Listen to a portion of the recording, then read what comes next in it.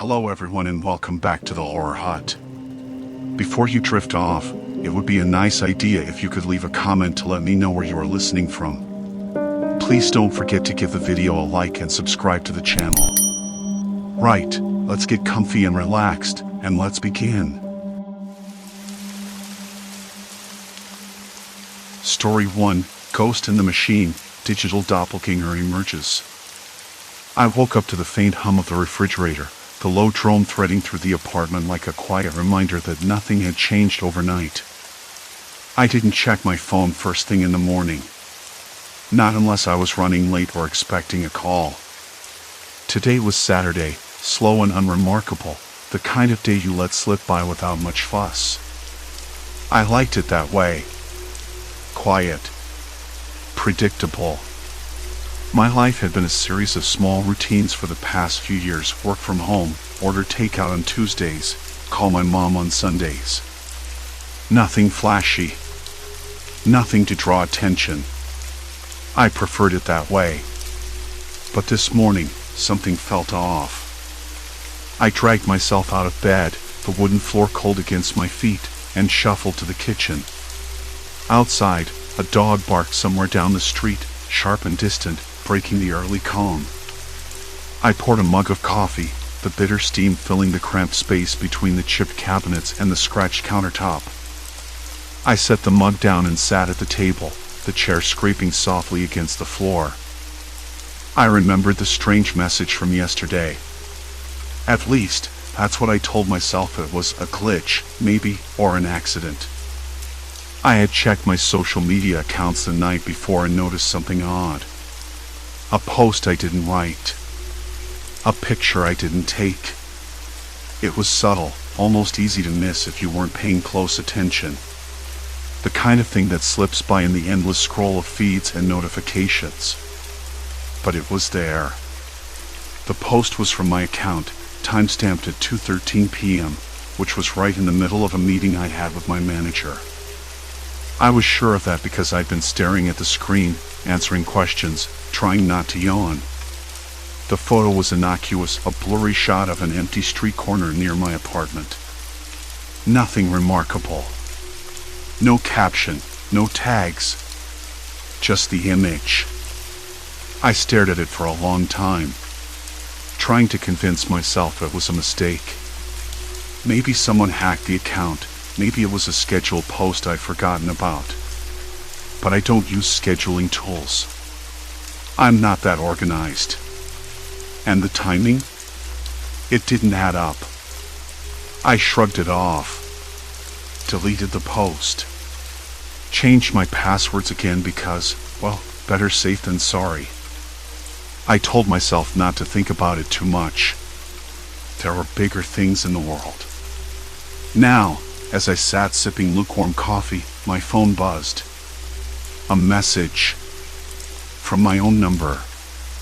Hey, you up? I frowned. That wasn't right. I don't text myself. Or at least, not like this. The message was brief, casual, almost friendly. But it gave me a chill. I tapped the screen, opened the message app, and saw a string of texts I hadn't sent. Meet me at the park in an hour. Don't tell anyone. Trust me. My hands trembled, or maybe that was the cold coffee. I blinked and stared again. The messages were all from me, or at least, from an account pretending to be me. But I'd never sent those. I tried to call my best friend, Emma, but the line went straight to voicemail. Odd. She usually answers on weekends. I left a message, trying to keep my voice steady, but I'm not sure I succeeded. Hey, it's me. Something's weird.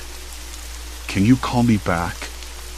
The silence that followed felt heavier than the usual quiet of my apartment. No reply. No indication that anything was wrong, or maybe that was the problem. I stood and walked to the window, the glass cool against my palm. The street below was empty, save for a few cars parked haphazardly, their windows reflecting the pale sky. The wind rustled the leaves of the trees lining the sidewalk, carrying the faint scent of wet earth and something else, something metallic, maybe, or just the leftover smell of the city after rain. I thought about the messages again. Who or what was behind them? Was it a hacker? Some prank? Or worse, someone watching me? The idea seemed ridiculous. Paranoia, maybe. But the more I tried to dismiss it, the more unsettled I felt. Like there was a shadow version of me out there, moving through the digital world without my consent. I checked the security cameras on my front door next. The app loaded slowly, the grainy black and white footage showing nothing unusual, a delivery guy dropping off a package yesterday afternoon, no one lurking outside or peeking through the windows. The timestamp matched my memory. No intruders. No signs of forced entry. Just an ordinary day. But if everything looked normal, why did my gut tighten every time I looked at my phone? I sat back down, the chair creaking under my weight, and opened my laptop. Maybe it was time to dig deeper. I logged into my email, scanned for any suspicious activity, and found nothing out of place. No password reset emails, no unfamiliar logins. My bank accounts were untouched. My other social media profiles showed no signs of compromise. Yet, there it was, that post. The messages. The eerie feeling of being watched through a screen. I typed unauthorized posts on social media into the search bar, scrolling through forums and advice columns. Most people talked about phishing scams or bots, but one thread caught my eye. Someone mentioned a digital doppelganger, a term I'd never heard before. It sounded like something out of a sci-fi novel, but the description fit too closely.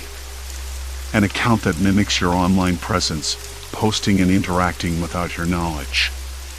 Creepy. Almost impossible. But not impossible enough to ignore. The afternoon sun slipped behind a bank of clouds, the room dimming until the artificial light of my desk lamp was the only glow left. I rubbed my eyes and noticed a new notification blinking on my phone. Heart pounding, I unlocked the screen. Why don't you join us tonight? Everyone's waiting. The message was from my own account again. I stared at it, the letters blurring together. Who was us? Who was everyone? And why did it feel like the words were a trap? I wanted to delete the messages, log off, shut down every device and pretend none of this was happening. But I couldn't. Something held me here, glued to the screen, watching my own digital shadow stretch out, reaching for the life I thought was mine. Outside, a siren wailed in the distance, sharp, urgent, slicing through the quiet like a warning I wasn't ready to heed. The message lingered on my phone screen, faintly glowing in the dim light of the desk lamp. Why don't you join us tonight? Everyone's waiting. It felt less like an invitation and more like a command. I sat frozen for a while, the silence of the apartment wrapping around me like a thick, damp blanket. Outside, the siren was gone now, replaced by the distant hum of traffic and an occasional bark from a restless dog. I could almost hear my own breath, sharp and uneven.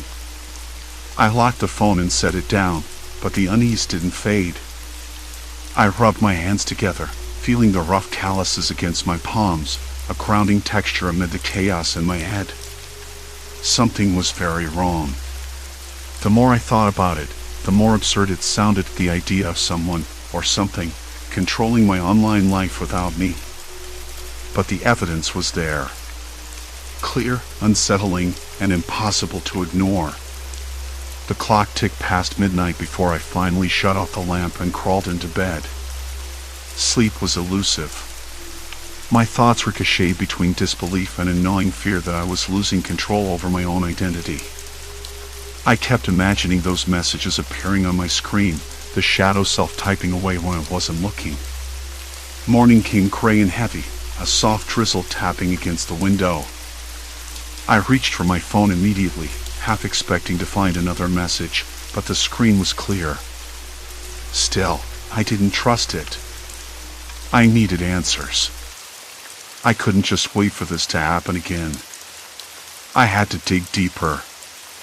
I brewed a strong coffee, the bitter aroma filling the kitchen, and sat down at my cluttered desk. The laptop's screen illuminated the room with a cold, sterile light.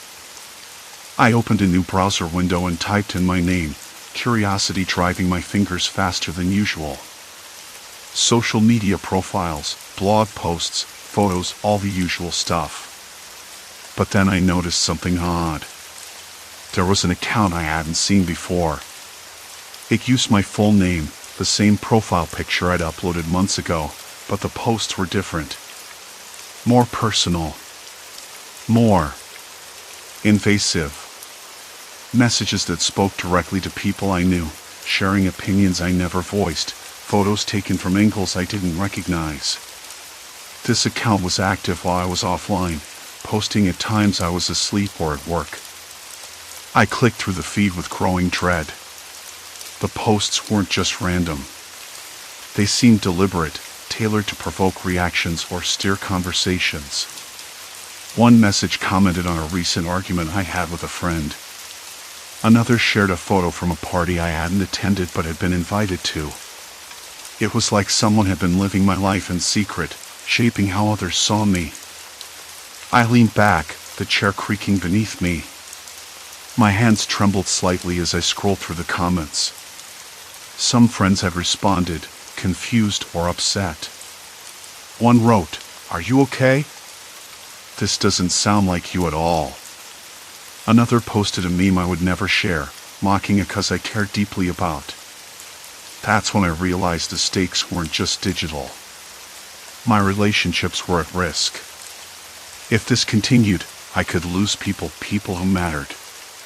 The thought made my chest tighten, a cold wave of helplessness washing over me. I grabbed my phone again and called Sarah. She picked up after the third ring, her voice bright but cautious. "Hey, everything okay?" "Not really," I admitted, running a hand through my hair. "I need to talk to you about something strange. About my social media." There was a pause. "Okay. What's going on?" I explained the account, the messages, the photos. How it was posting without my knowledge, pretending to be me. Sarah's voice softened. "That's creepy. Like identity theft, but worse." "Exactly. I don't know who's doing it or why. And it's messing with my friends, my reputation." I trailed off, the weight of it pressing down hard. "Have you thought about contacting the platform? Reporting it?" "I did. Twice. They said they'd look into it, but nothing's changed." My voice was tight. "I'm starting to wonder if it's someone I know." Sarah was quiet for a moment. "If that's true, it's someone who knows you well enough to imitate you perfectly. That's unsettling. You probably think I'm imagining things." "Yeah." I let out a breath I hadn't realized I was holding. "I'm going to find out who. I have to." After hanging up, I opened my laptop again, determined to uncover more. I started cross-referencing timestamps on the fake account's posts with my own activity logs. The pattern was clear. Whenever I was offline, the shadow account was active. Late at night, early mornings, lunch breaks at work. Someone was watching me, waiting for the right moments. I checked my email next. Nothing unusual there, no alerts, no password resets. But then I noticed something in the spam folder, a message flagged as suspicious login attempt.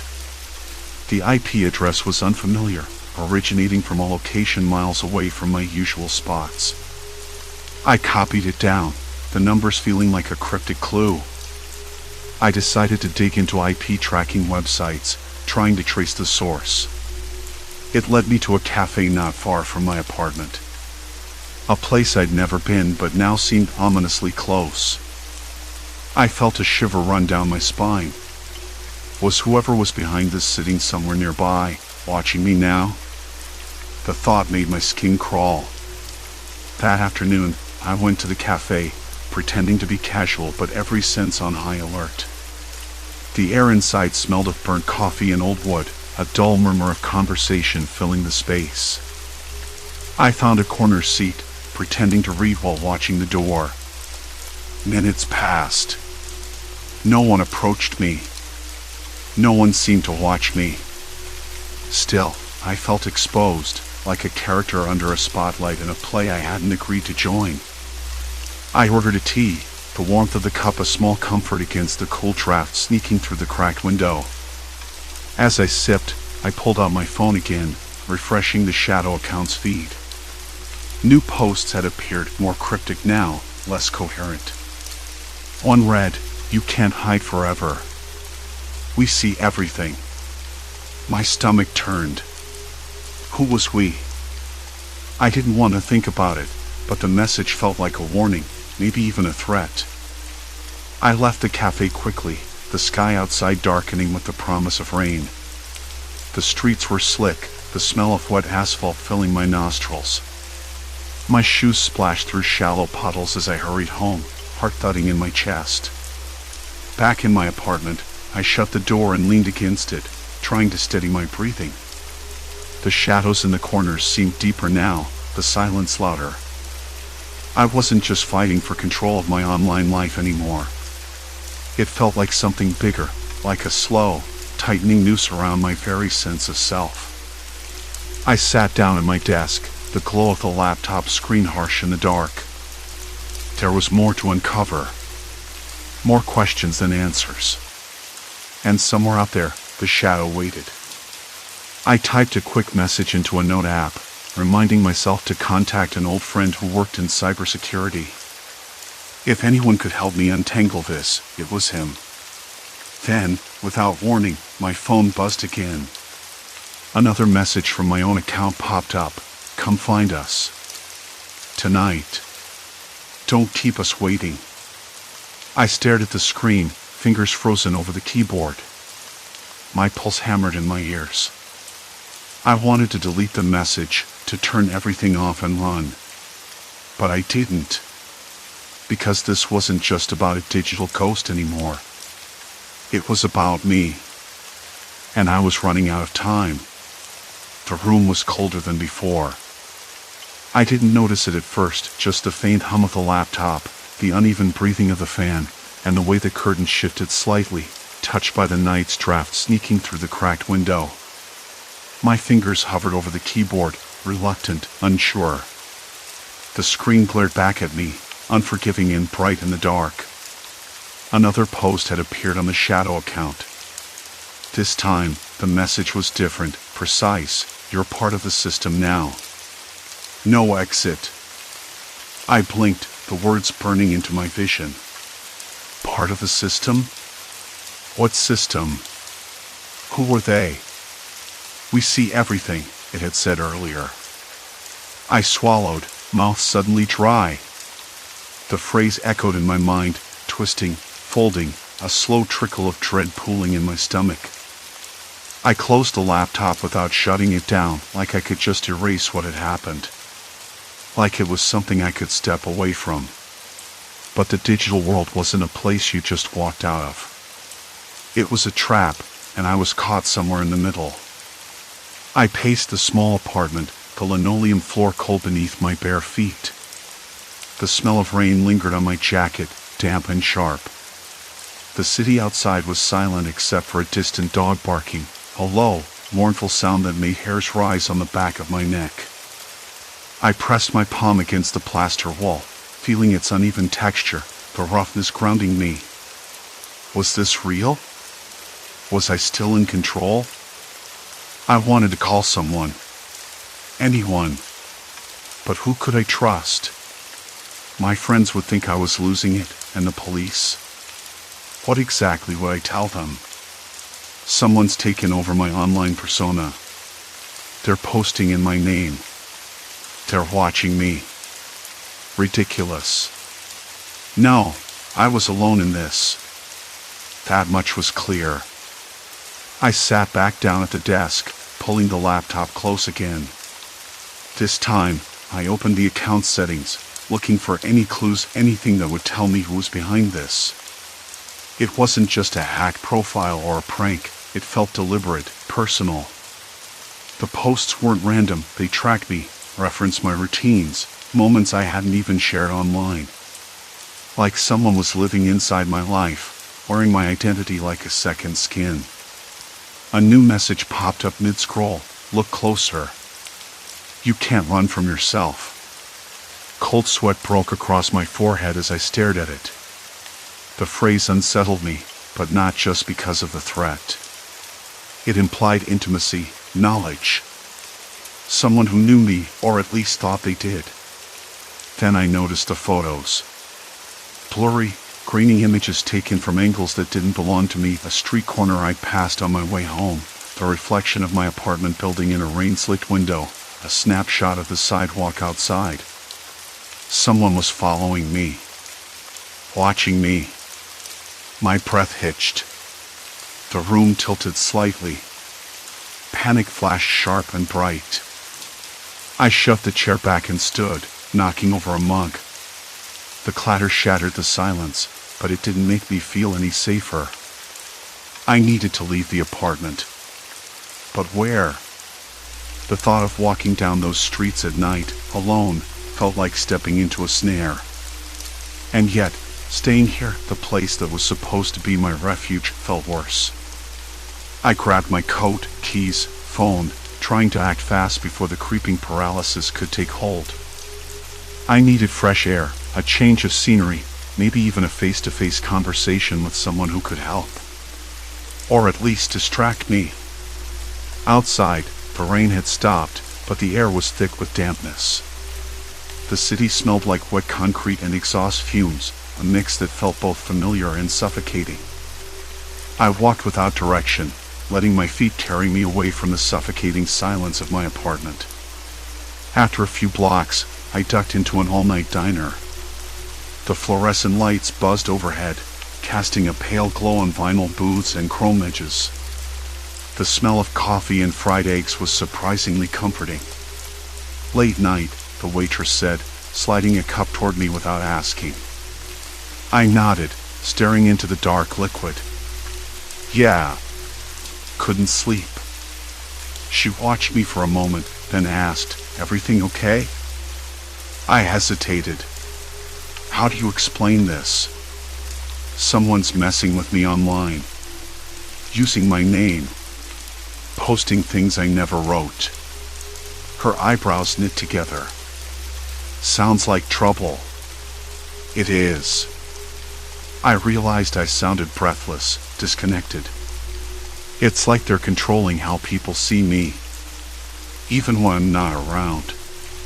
She gave a slow nod. Social media's a beast. Can tear you apart if you're not careful. I wanted to ask if she'd ever felt stalked, watched, like a shadow was following her, but something stopped me. Maybe it was the way she looked at the door when I came in, or how her hand trembled slightly as she refilled my cup. I shook it off. Paranoia. That's all.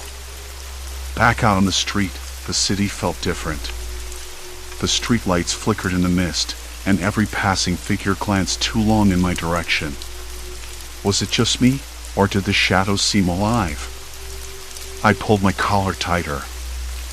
I thought about the posts, the photos, the messages. Whoever was behind this wasn't just some hacker playing a game. They wanted something from me. Control, maybe.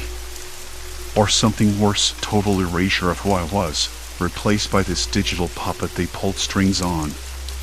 And then the thought struck me like cold water. I couldn't escape. No matter where I went, the shadow would follow. Back home, I tried to shut it all out. I changed my passwords again, updated security settings, logged out of every device I owned. The feeling of being watched didn't fade. If anything, it grew sharper, like a low hum beneath the skin. Then, Just as sleep finally caught me, my phone buzzed with a new notification. A direct message from the Shadow account. It was a photo of my apartment's front door. And the caption read, "We're closer than you think." The buzz of the message dragged me out of whatever fragile calm had started to settle. I swallowed hard. The room felt colder, but maybe it was just the sweat cooling on my skin. I kept the phone in my hand, thumb hovering over the screen, unwilling to open the message thread further. Whatever came next, I didn't want to see it. Not yet. The ceiling fan clicked, its slow rotation uneven, making the shadows dance in a way that made me imagine flickering flames. The silence was thick, almost suffocating. Outside, a dog barked, sharp and sudden, and then nothing. Just a distant hum of city life, muffled by the window sill. I wanted to believe this was some kind of sick joke, a twisted prank by someone who knew I'd see it. But deep down, I knew better. This wasn't random. The shadow that had been lurking behind my digital life was now stepping into my real world, pushing at the edges of my sanity. I sat up. The room smelled faintly of coffee, old, cold, bitter, and the plaster on the wall behind me was rough and cracked, like the cracks spreading through my own sense of safety. I needed answers, or at least a plan. But where to start? The police? The thought made me laugh quietly, bitterly. What, and tell them my online life's been hijacked by some ghost in the machine? I shook my head. No one would understand. I opened the message again, fingers trembling. This time, there was more, a link. Clicking it made my browser load a live feed. My building's lobby. The camera angle was just right, showing the entrance from the hallway's ceiling. And there, faint but visible, a figure stood just beyond the glass doors, pale against the yellowed light of the hallway. I shut the laptop with a sharp snap. My breath came out in ragged bursts. Someone was watching me. Watching me right now. I paced the small living room, the floor creaking beneath my feet. Every sound felt amplified, the tick of the clock, the faint drip from the kitchen faucet, the distant rumble of a subway train beneath the city streets. I couldn't sit still. My hands itched to do something, anything, but what? I was trapped in a maze of screens and shadows. The phone buzzed again. Another message. No photo this time, only words. You can't hide behind pixels forever. I pressed my forehead against the cold window glass, trying to steady my thoughts. The city sprawled out, indifferent, its lights flickering like distant stars. But I wasn't a star. I was a target. I thought about calling Mia. She'd listen. She always did. But even that felt risky now. What if the shadow was watching my phone calls? Reading my texts? I hesitated, thumb hovering over her name and my contacts. Maybe I was paranoid. Maybe not. I dialed anyway. The line rang once, twice. Then her voice, soft and tired. "Hey. It's late. Everything okay?" I swallowed the lump in my throat. "Mia, something's wrong. Someone's pretending to be me online. They're posting things, sending messages. And now they send me a photo of my front door." There was a pause. "Are you safe?" "I don't know." My voice cracked. "I don't know if I'm even me anymore." She sighed. "Listen, you need to come over. You don't have to deal with this alone." I nodded, though she couldn't see it. Yeah, I'll come. I just need a minute." I hung up and looked around the apartment like it had betrayed me. The walls, the furniture, even the air felt hostile.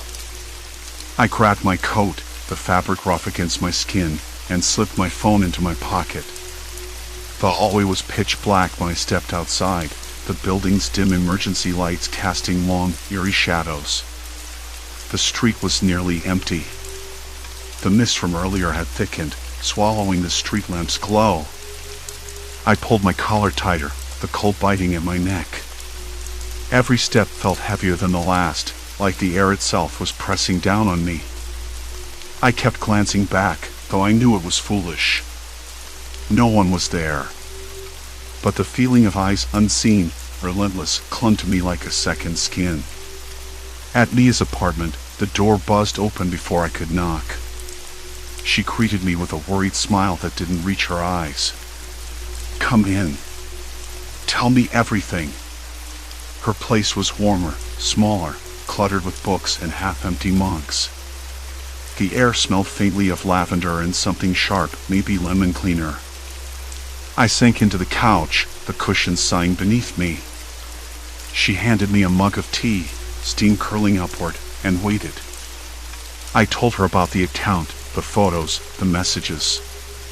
About the live feed. The stalking. When I finished, she rubbed her temples. "This is serious. Whoever this is, they know you intimately. And they're escalating." "I'm scared," I admitted, voice barely a whisper. "What if they're watching everything I do? What if I'm just a ghost in my own life now?" Mia shook her head. "You're not. But you need to take control, or this will keep spiraling. We need to find out who it is." "How?" "They're invisible.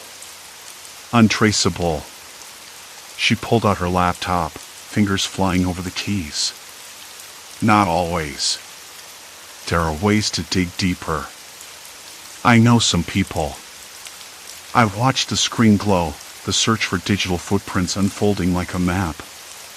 Somewhere in the maze of code, in the hidden corners of the internet, there had to be a trail. Then a soft ping interrupted us. A new message on my phone. I checked it quickly. A video. Short, shaky. The camera focused on a familiar face, mine. But different. Cold. Smiling, but not like me. The message, "See you soon." My hands tightened around the mug until the porcelain bit into my skin. The room spun slowly, a blur of shadow and light. I swallowed the rising panic, forcing my voice steady. They're not just online anymore. They're in my life. And they want me to know it. Leah looked up, eyes sharp. Then we don't wait. We fight. Starting now. The clock ticked loudly in the background, each second a reminder that the shadow was closing in. Outside, the city breathed, indifferent and vast. But inside, in that small room, I felt the walls closing tighter. The shadow had won a foothold. And I had no idea how to claw it back. The clock kept ticking, slow and steady, as if mocking me from the corner of the room. Mia was still there, her eyes sharp but tired, the kind of tired that doesn't come from lack of sleep but from the weight of knowing something awful is waiting just outside the door. She leaned forward, fingers tapping a restless rhythm on the table. "We can't just keep chasing shadows," she said quietly. "We need a plan." I nodded, even though inside my head, the lines between plan and panic blurred. The shadow wasn't just online anymore. It had crossed the threshold into my life, and I wasn't sure if I'd ever get it back. The next morning, the sun came up pale and hesitant, like it didn't want to disturb the mess inside my head. I woke up staring at the ceiling, the silence of my apartment pressing down harder than the night before. The phone sat on the nightstand, face down. I didn't want to look, but I had to. After what felt like an hour of staring at the ceiling, I flipped it over. No new messages, no new videos. Just the same cold glow, the same digital imprint of a self I barely recognized. I took a deep breath, tasting the stale air. The faint scent of coffee from the kitchen drifted in, a reminder that life outside this nightmare still moved forward. I got up, boots grazing the floor, and went to the window. The city was waking, cars crawling along the street, distant sirens wailing like an invisible alarm. I rubbed my eyes and pulled my phone back out. Time to trace the trail, to find the person or people behind this. Mia had spent the night digging through forums and chat logs, tracing IP addresses and cross-referencing timestamps. She was relentless, a machine programmed to hunt in the digital dark. I was grateful but also scared by how much she knew, how deep this rabbit hole went. "We found something," she said, voice low and urgent. We sat in the cramped corner of my apartment, the hum of the laptop filling the room like static electricity. "There's a network. Not just one person. A group. They've been monitoring your accounts for months. Posting, messaging, even responding to people pretending to be you." I swallowed hard, the bitterness rising in my throat again. "Why? What do they want?" Mia shrugged. "Control, maybe. Power. Or maybe they're just sick. It's hard to say. But they're organized, careful. We're not dealing with some random hacker." That explained the chilling professionalism behind it all, the ease with which they had slipped into my life like a shadow slipping between cracks. But it didn't make it any easier to accept. The following days bled into one another. I changed passwords until my fingers cramped, set up two-factor authentication on everything. Every notification made my skin crawl. I sensed eyes on me, though I knew it was just paranoia. Or maybe not. I stopped going out.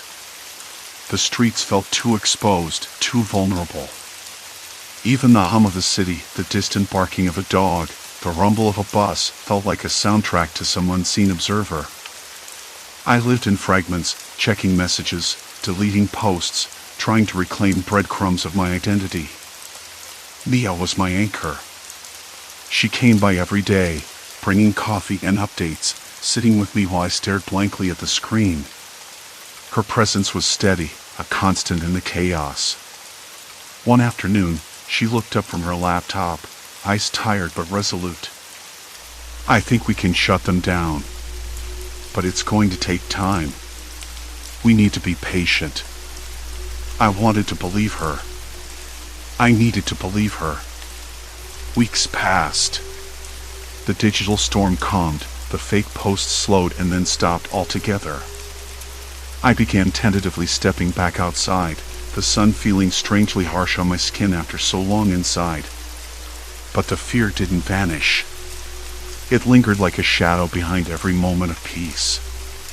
One evening, I sat on the fire escape, the rough metal cool against my back. The city lights flickered below, a constellation of human lives moving on without me. I tasted the sharp bite of cold air and listened to the distant murmur of traffic. Somewhere nearby, a child laughed. Life, stubborn and relentless. I thought about the face in that video, the cold smile I didn't recognize. It was still out there, somewhere. I didn't know if it was a person or a mask. But I did know one thing. I wasn't the same person I'd been before this started. The shadow had stretched inside me, tangled in my thoughts, shifting the way I saw myself. I realized the fight wasn't just about regaining control over my digital presence. It was about reclaiming me. Months later, the accounts remained silent. Mia and I had set up alerts, routines, a system to catch anything before it grew. I'd rebuild my digital life with care, learning to guard the doors while keeping them open enough to live. But every so often, late at night, I caught myself wondering if the shadow was still watching. If the cold smile would return on my screen uninvited. The thought made my hands tremble, but I no longer let it choke me. I was here. I was real. And despite everything, I was still me. The city outside my window never stopped moving, never stopped watching either. But I'd learned to live with that, The shadow might have left its mark, but it hadn't won. Silence. Complete silence for a moment. Then the soft ping of a message. I didn't check it. Not yet. I'd earned the right to choose when to look. Story 2, Coast Route, Navigating London's Vanishing Streets. The first time I noticed the GPS glitch was during a drizzle that made the London streets shimmer like wet glass. The day had been long, the kind where your feet ache through the soles and your throat dries out from the stale air inside the cab. I was parked near King's Cross, waiting for a shift change, when my screen pinged a new fare request. The address was somewhere in Whitechapel, a part of the city I hadn't explored much yet. The app gave me the pickup point, a small, nondescript cafe tucked in a narrow street that smelled faintly of damp cardboard and burnt coffee. Perfect, I thought, a chance to stretch my legs and maybe grab a decent cup. When I pulled up, the passenger was already waiting. A woman, maybe late 30s, wearing a well-worn trench coat and a scarf that looked like it had seen better winters. Her eyes were sharp, scanning the street as if she expected someone or something to appear out of the shadows. She climbed in without a word, the door closing with a soft thud behind her. The faint scent of lavender followed her inside, oddly out of place in the usual city grime. Destination? I asked, flipping on the meter. She hesitated a moment, then told me a street name I didn't recognize. Something off the map, I thought. Still, I punched it into the GPS. The screen blinked, then spun with that familiar buffering circle before settling on a route that cut through a maze of back alleys. Narrow, twisting lanes with peeling paint on the walls and trash bins overflowing with soggy newspapers. The GPS signal disappeared entirely after a few minutes, the little red item frozen in place. I glanced at her. She was watching me, but her expression was impossible to read. Not angry, not nervous, just waiting. Signal's gone, I said, more to fill the silence than out of concern. These streets must be a dead zone. She nodded without looking away from the window. Outside, the city's usual hum, the distant hum of buses, the chatter of late-night wanderers faded into something quieter, almost too quiet. I could hear the soft scrape of tires on wet cobbles and the occasional drip of water from a gutter spout. Somewhere far off, a dog barked, sharp and lonely. I tried to focus on the road, but the feeling wasn't right. The alleys were narrower than they looked on the map, the buildings crowding closer, their windows dark and blank like eyes that refused to meet mine. My hands gripped the wheel a little tighter. I liked to think I was calm, steady, but the hairs on the back of my neck prickled. Why this way? I asked, glancing sideways. She shrugged lightly. Shortest route, she said. Her voice was low and steady. She didn't offer more. I wanted to argue. Tell her we could take a main road, safer, more open. But something about her made me hold back. Maybe it was the way she kept checking the rearview mirror, as if expecting someone to tail us. Or maybe it was the way the city seemed to shrink around us, the usual landmarks swallowed by the shadows. The alley ended at a dead end, a narrow passage between two crumbling brick walls. I pulled the cab to a stop, my engine ticking as it cooled. She looked at me then, her eyes sharper now, almost urgent. Here, she said. I glanced around. No sign of the GPS signal. No streetlights, just a flickering lamppost that cast long, jittering shadows. An old wooden door set into the wall, its paint cracked and faded, stood half open. Beyond it, darkness. Are you sure? I asked. She nodded again, almost impatient. I opened the door for her. The smell hit me first, damp earth, something metallic and a faint, almost medicinal sharpness that made my nose wrinkle. She stepped inside, disappearing into the gloom. I waited a beat, then shut the door, my heart thudding in the silence. No footsteps behind me. No, thank you. I looked back at the street. The city lights were distant now, the hum gone entirely. When I checked the app again, the GPS signal returned, snapping back to life, but the route was different now, looping, endless. I shut off the meter and sat still, the rain tapping a steady rhythm on the roof. The cab smelled of wet leather and cold metal. I tried to shake the feeling that I'd just been part of something I didn't understand. That was the first time the back alleys crept into my work. I told myself it was just a one-off, an odd request from a passenger who knew her way. But even then, as I drove back to the main road, I couldn't ignore the way the city's familiar hum had died away, replaced by a silence that felt too thick to be natural. The next few days blurred together. Passengers came and went, some chatting about football scores, others wrapped in their own worlds. But the memory of that night stuck with me, a quiet nagging at the edge of my thoughts. I caught myself scanning the streets more carefully, noticing the alleys I'd never explored, those narrow, forgotten gaps between old buildings where the GPS faltered and the city's usual chatter faded. Then, a week later, it happened again. I was parked outside a late-night pub near Shoreditch when a man flagged me down. He was in his 40s, dressed in a cheap suit that had seen better days, his eyes darting nervously. He requested a route that pulled me away from the main roads, into a labyrinth of side streets. The GPS lost signal once more, the screen freezing like before. He didn't speak much, just gave me a tight smile now and then.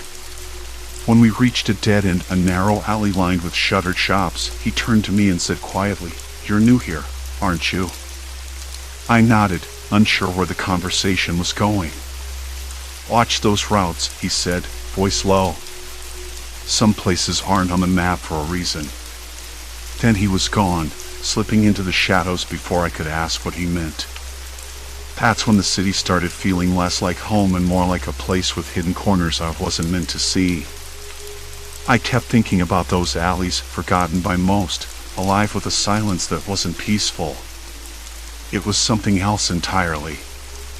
I didn't know it yet, but those back streets were part of something darker, a network of detours and dead ends designed to trap people.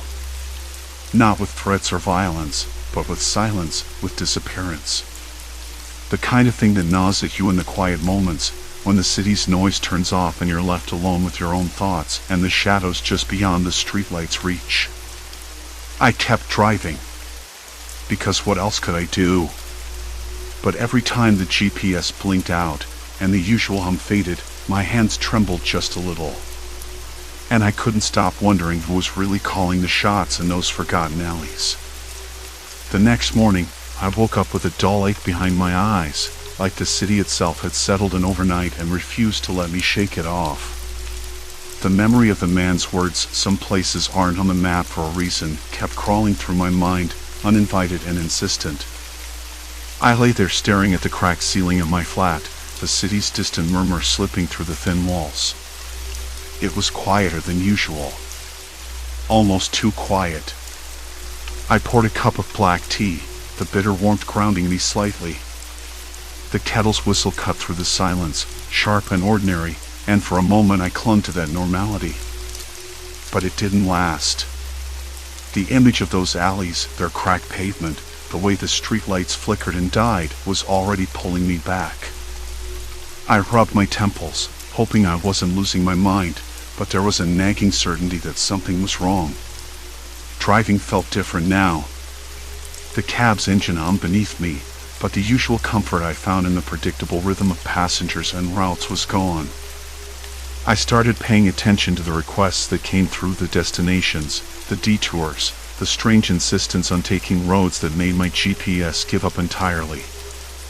I wasn't imagining it. There was a pattern. Midway through my shift, I picked up a woman in her early 30s, sharp eyes behind thick glasses, clutching a battered leather bag. She hesitated when I asked where she wanted to go. "Can you take me through the back streets, please?" she said, voice low, almost a whisper. The usual way feels too open. I blinked. Back streets?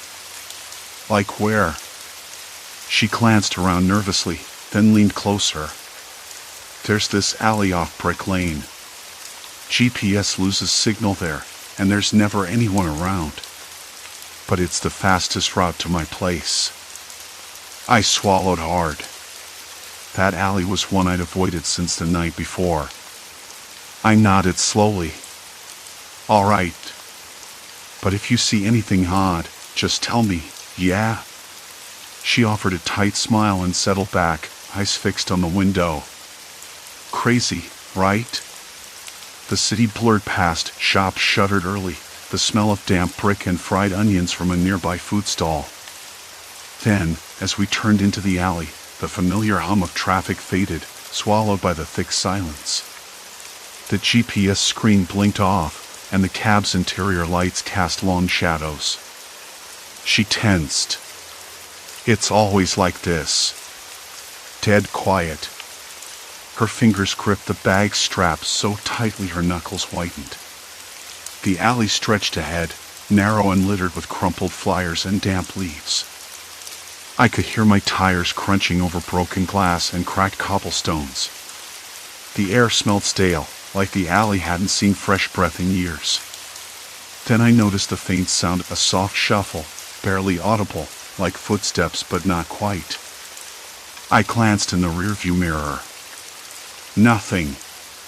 Just the woman's pale face, tight with unease. Do you live nearby? I asked, voice low so as not to break the fragile quiet. Just a few blocks, she said. But I'm careful. I don't trust this part of town. That struck me. Why would someone insist on a route that made them uncomfortable? The question hovered, unanswered. As we reached the other end, the woman slid out quickly, her eyes darting down the street before she disappeared into the early morning haze. I sat there a moment longer, the silence pressing around me like a weight. Back on the main road, the GPS flickered to life. The city's noise rushed back like a flood, honking horns, distant sirens, the chatter of morning commuters. I couldn't shake the feeling that Allie had swallowed something. Or someone. Later that afternoon, I found myself parked near a small cafe in Shoreditch, nursing a lukewarm coffee and flipping through a worn notebook where I'd started jotting down odd passenger requests and detours. The entries looked innocuous: addresses, times, brief notes, but they felt like breadcrumbs leading somewhere I wasn't sure I wanted to go. A man at the next table caught my eye. Mid-40s, smart but tired, with a threadbare coat that looked a few years too old for him. He was watching me, or maybe the notebook. He smiled faintly, like he knew more than he let on. "You're new here, aren't you?" he said, voice rough but not unfriendly. I shrugged. "A few weeks. Trying to get the hang of it." He nodded. "These streets, they have stories. Hidden ones. People who get lost, or worse." I closed the notebook, suddenly aware of how exposed I must look. "What do you mean?" He leaned in, eyes flickering toward the window where shadows gathered. "Not all routes are about getting you from A to B. Some are traps, networks designed to keep people quiet, off the grid. You've seen it, haven't you? The alleys where the GPS dies and the city's voice disappears." I didn't answer right away. How much did I tell a stranger? But there was something in his tone, urgency, maybe, that made me nod. "Good," he said. "Because it's bigger than you think. People who vanish, or end up somewhere they don't want to be. And those alleys? They're part of a system. A chain." His eyes caught mine again. "You drive those routes, you're part of it too." The words settled over me like a cold draft. I wanted to argue, to say I was just a cabbie, nothing more. But I knew better. The city was showing me its darker veins, and I was caught in the current. "Look," he said, standing up. If you want to know more, meet me here tomorrow. Same time. Come alone. Before I could ask anything else, he was gone, disappearing into the crowd like a ghost. I stared out the window, the noise of the street clashing with the silence that still lingered in my mind. The notebook lay on the table, pages filled with questions instead of answers. A chill ran up my spine. Something was coming. Something I couldn't ignore. And I wasn't sure I wanted to. The streetlights flickered like they were struggling to stay awake, casting a patchwork of weak amber poles across the pavement.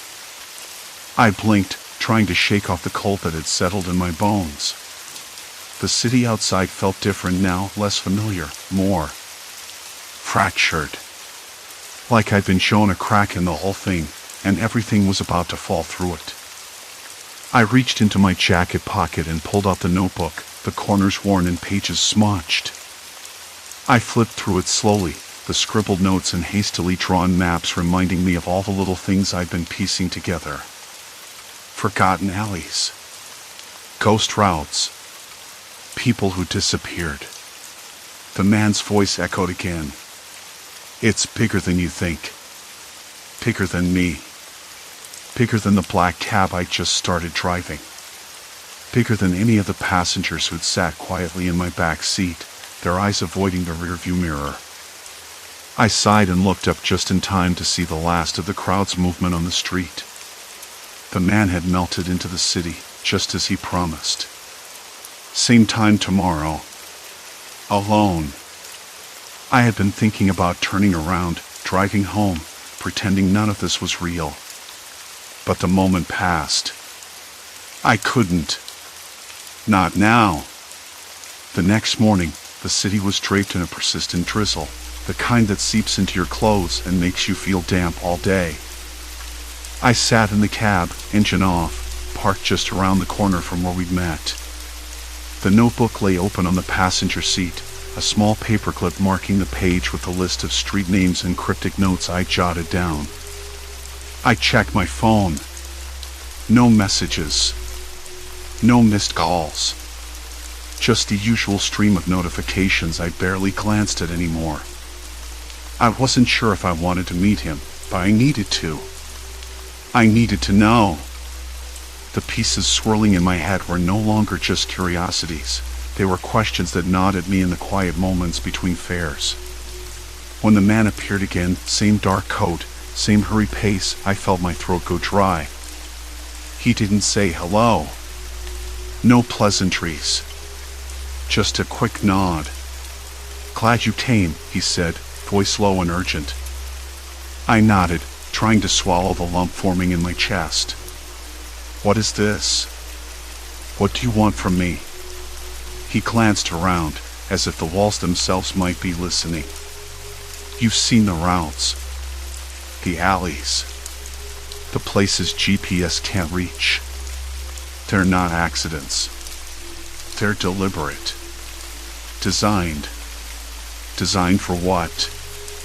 He hesitated, then spoke slowly. For control. For exploitation. People who are vulnerable get funneled through those back streets. From there, it's easy to trap them. No signal to call for help, no witnesses. Just silence. The word silence hung between us, thick and suffocating. I swallowed hard. You mean human trafficking? He nodded grimly. Exactly. And the network runs deep. Drivers like you are the first link. You don't just ferry passengers, you guide them. Into the system. I wanted to say no. To tell him I was just a cabbie, not some accomplice. But the truth was heavier than denial. Why are you telling me this? I asked. Because you're at a crossroads.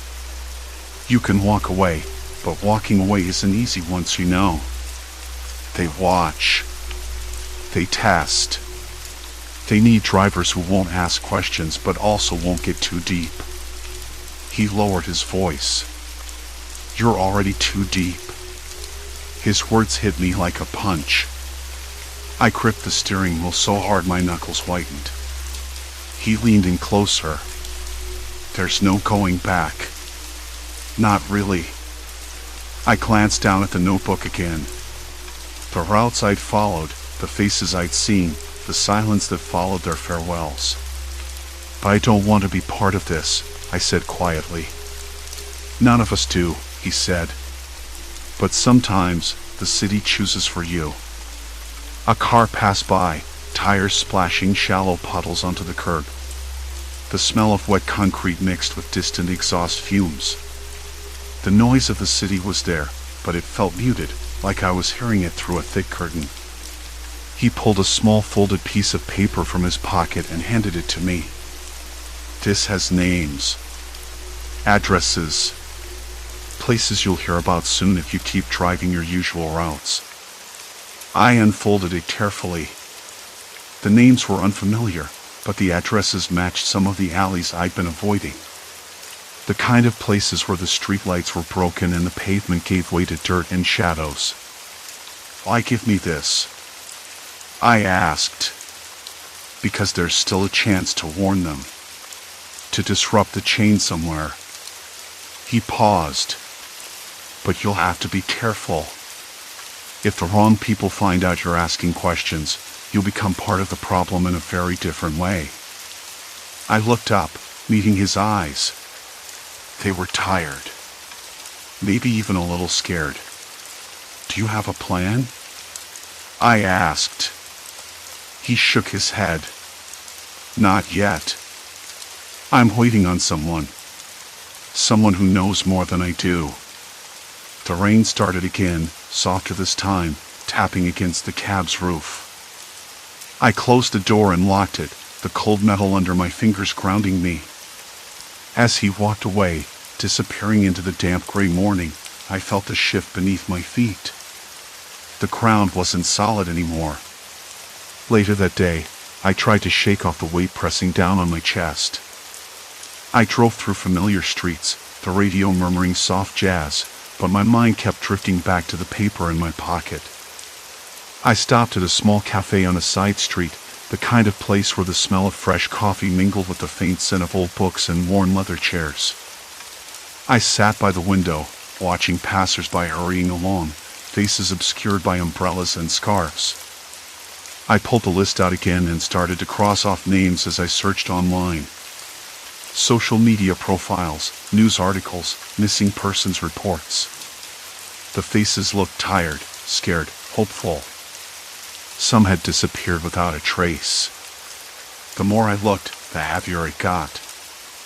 I could feel the eyes of the city on me, like a slow, crawling pressure behind my skull. That night, I made a decision. I couldn't just be the driver anymore. Not if people's lives were at stake. But as I locked the cab and headed for the station to meet the man again, alone, just like he asked, I noticed something new. My own phone buzzed with a message from an unknown number. It was a single sentence. Stop looking. It's better if you don't know. I stared at the screen, fingers trembling. The city wasn't just watching me now. It was talking. I knew then that turning back was impossible. Whatever I was getting into, it had already got a hold of me. And somewhere in the labyrinth of those forgotten alleys, the next move was waiting. The message on my phone blinked in the dark like a warning light. Outside, the city hadn't changed. A dull drizzle fell, the kind that seeps into your bones and never quite leaves. The street lamp above flickered weakly, casting a yellow pool of light onto cracked pavement and puddles muddied with grime. The familiar hum of London was there, but muted, like the city was holding its breath, waiting for something. I swallowed hard. The weight behind my eyes was heavier than any tiredness I'd ever felt. I'd crossed a line. No more black and white, safe streets. I was tangled in something darker, a network of routes and names and faces that didn't want to be found. I slid back into the cab, heart thudding so loud I was certain anyone nearby could hear it. The engine coughed to life. I drove slowly, not quite sure where I was headed, but knowing I had to move.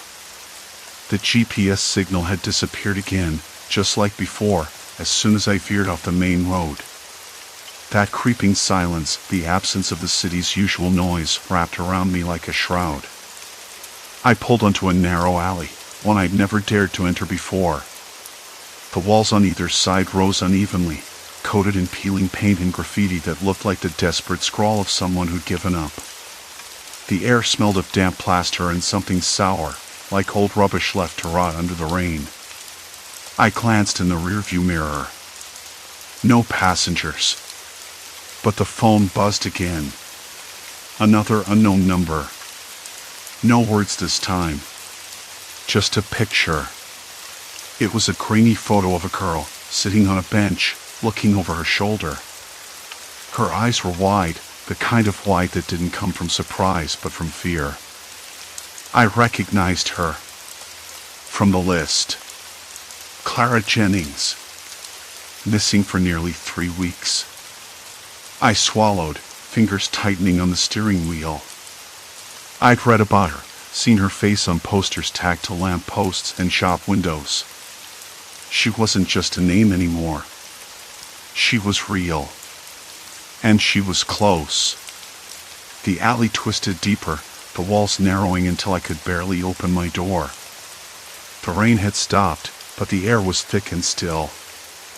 I heard a faint sound, something like footsteps, quick and uneven. I stopped the cab, heart hammering, eyes scanning the gloom ahead.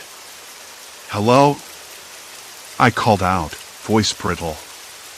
The sound seemed to vanish into the wet bricks. Then I saw her. A figure slipping from shadow to shadow, moving with a cautious, almost desperate rhythm. Clara. Her clothes were dirty, her face pale beneath the weak light of a flickering lamp. When she saw me, she hesitated, then took a step forward. "Please," she whispered. "Can you help me?" My throat tightened.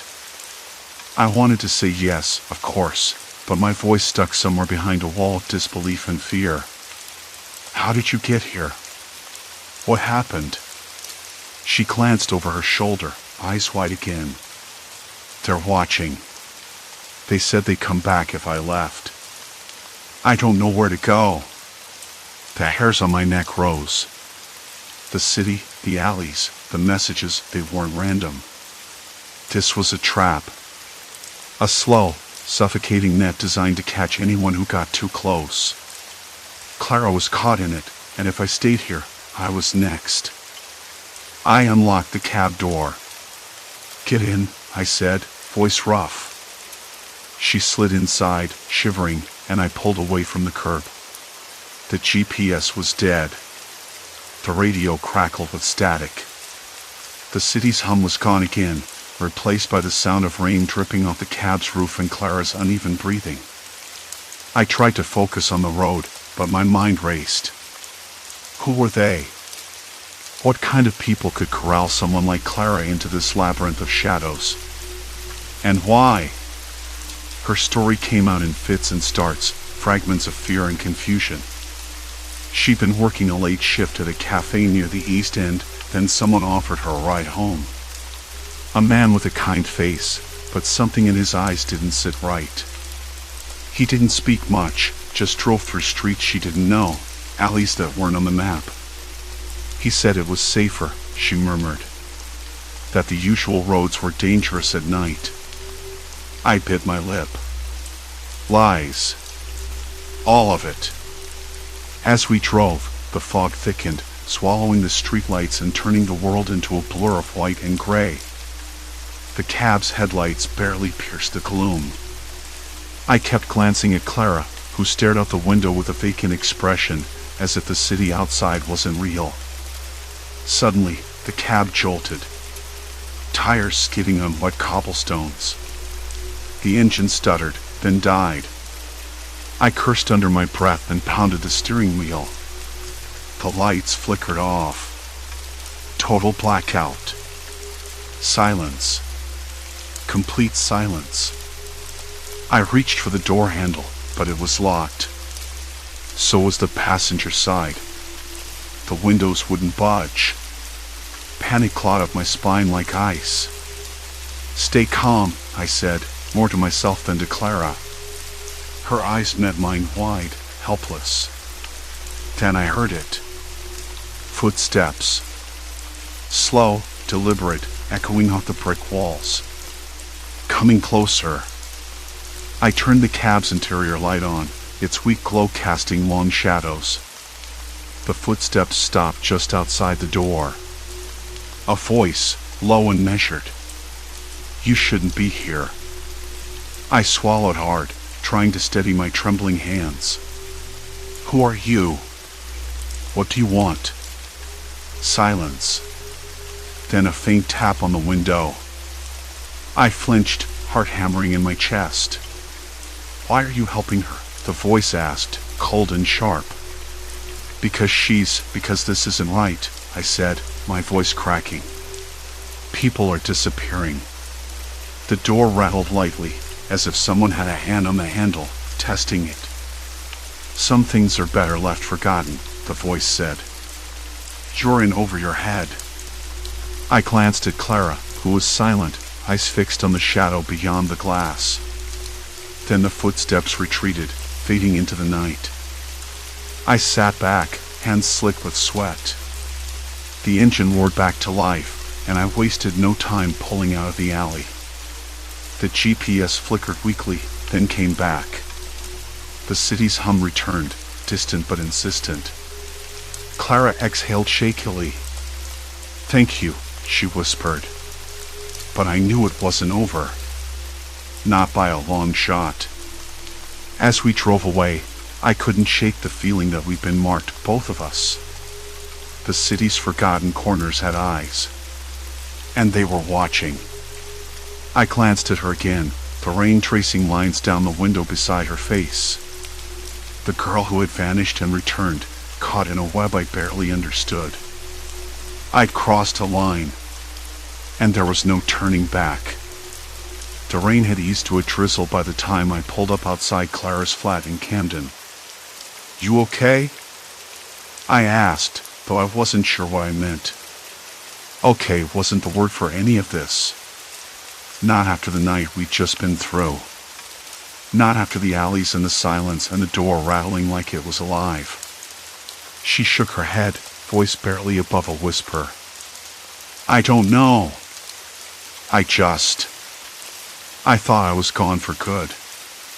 I watched her fingers twist a loose thread on her sleeve, the way they trembled. It was like she was holding herself together with nothing but thread. I wanted to say something useful, but the words caught in my throat. How do you comfort someone who's been swallowed by the city's shadows and spat out again? The street was quiet, except for the distant hum of traffic and a dog barking somewhere far off, sharp and sudden against the night's calm. The kind of sound that makes you look over your shoulder even when you know there's nothing there. "I called the police," she said abruptly, eyes still fixed on the dark street. "They came, but they don't have much to go on. No proof. No witnesses." I nodded, not surprised. The city had a way of swallowing stories whole, leaving nothing but whispers and cold alleys behind. I thought about the countless missing person reports I'd skimmed through, names and faces blurring together, victims of something nobody wanted to confront. "They'll keep checking," I said, though it sounded hollow. "At least someone knows now." Clara's gaze lifted, meeting mine with something I couldn't quite place. Relief? Fear? Maybe both. "And you? What about you? You saw all of this. You drove me through it." I shrugged, trying to appear casual but feeling the weight settle deep in my chest. "I'm just a cabbie. If anything, I'm lucky I wasn't the one who got caught." Lucky. The word echoed hollow in my mind. I wasn't sure how much luck had anything to do with it. The more I thought about those alleys, the GPS dead zones, the eerie silence, the way the city's pulse seemed to skip, it felt less like chance and more like a trap. A trap designed by people who knew exactly who to snatch and how to make sure no one followed. Clara shifted, pulling her jacket tighter around her. "You should be careful," she said quietly. "They're not just shadows. They watch. They know." I swallowed hard, suddenly aware of the stillness that had settled over the street. The street lamp buzzed faintly, then flickered again. A cold breeze whispered past the cab, carrying with it the faint scent of damp brick and something else, something metallic, sharp. "Yeah," I said, "I know." Later that night, back at my flat, I sat staring at the maps I'd printed out. I'd marked all the strange requests, the routes through forgotten back alleys where the city's hum faded into silence. The patterns were ugly and clear, like a spider's web spun across the map. Areas where people vanished, where GPS signals disappeared, where no one seemed to notice. I thought about the passengers who'd asked me to take those routes. The ones who'd spoken in hushed tones, eyes darting nervously to the rearview mirror. The ones who never got out of the cab. I thought about Clara, fragile and quiet, caught in something much bigger than either of us. I realized I couldn't go back to driving the way I had before. Not now. The city wasn't just a maze of streets and landmarks. It was a living thing with dark corners, and I'd stumbled into a part of it that most people never saw. The next morning, I woke up with the city already buzzing outside my window.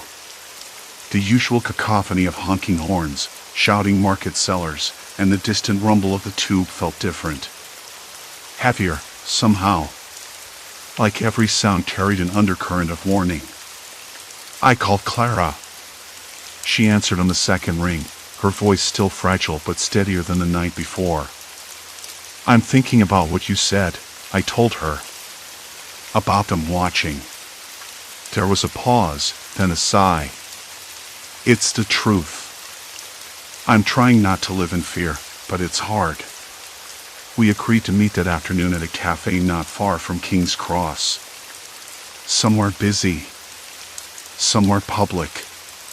When I arrived, the place was bustling with the usual lunchtime crowd, people talking over steaming cups of coffee, newspapers rustling, the clatter of plates. Clara was already there, sitting by the window, her eyes scanning the street as if expecting something or someone.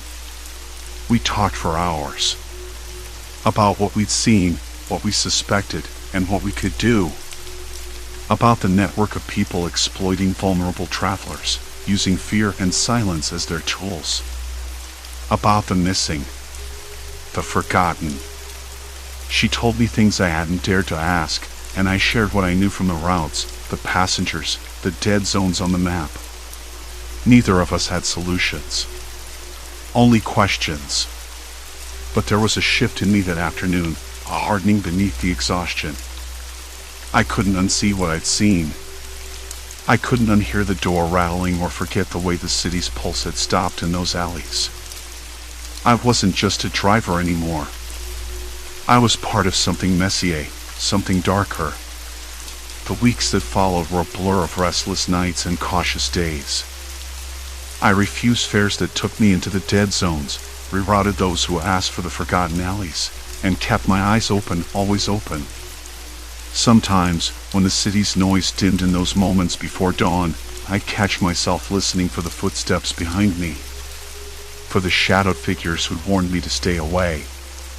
But I didn't run. I couldn't. The city had marked me. And in some strange, terrible way, I was beginning to understand it. Clara kept in touch, her voice growing stronger with each call. She sought help, connected with organizations that worked with missing people and survivors. Together, we pieced together what we could: names, faces, stories whispered in the dark. It wasn't much, but it was something. One evening, months later, I found myself back near one of those alleys. The GPS signal cut out just as it always did, the city's hum fading into an eerie quiet. I sat in the cab, hands gripping the wheel, heart pounding with a mix of dread and resolve. I thought about the people who had vanished here, the silence that swallowed them whole. About Clara and the others who had fought to be seen again. And I made a choice. I wouldn't let the city's shadows win. I'd keep driving, keep watching, keep listening. Because sometimes, the only way to fight the darkness is to shine a light in even the smallest of places. The city is full of secrets. Some better left forgotten, yes. But others? They need to be found. And I'm done looking away. Story 3, Endless Loop Drive, Trapped in a Digital Maze. I had never paid much attention to the neighborhood where I was waiting for my rideshare. My phone buzzed lightly in my palm, the screen glowing with the familiar map and a little car icon inching its way toward me. I tapped my foot, watching the driver's ETA crawl down from 7 minutes to 4. The late afternoon light cast long shadows across the street, and a cool breeze tugged at the loose strands of my hair. Somewhere down the block, a dog barked, sharp, urgent, then silence. The driver's name was Greg, and his profile picture showed a man with a wide, friendly smile. Nothing about him suggested that the next hour would feel like stepping off the edge of reality. I checked my reflection in a nearby window, a face too tired from the week, a jacket that smelled faintly of rain and coffee. Normal stuff.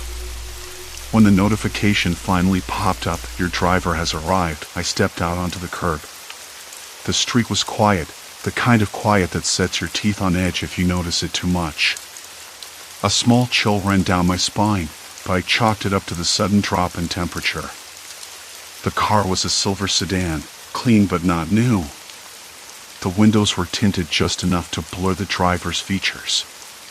Craig waved from the driver's seat when I approached. "Hey," he said, his voice low but pleasant. "Sorry about the wait." "No worries," I replied, sliding into the passenger seat. The inside smelled like leather and something faintly medicinal, like the scent of wipes or sanitizer. I tapped the address into the app again, just to double check. The route looked straightforward, a quick trip through the neighborhood, then onto the main roads. But then the car pulled away from the curb, turning left. That street looked familiar, almost too familiar. I glanced at the map. The route was looping. "Hey," I said, trying to keep my tone light, "are we going the right way? This looks like the street I just came down." Craig glanced over, a slow smile. "Traffic detour. App's being weird." The car turned another corner. Then another.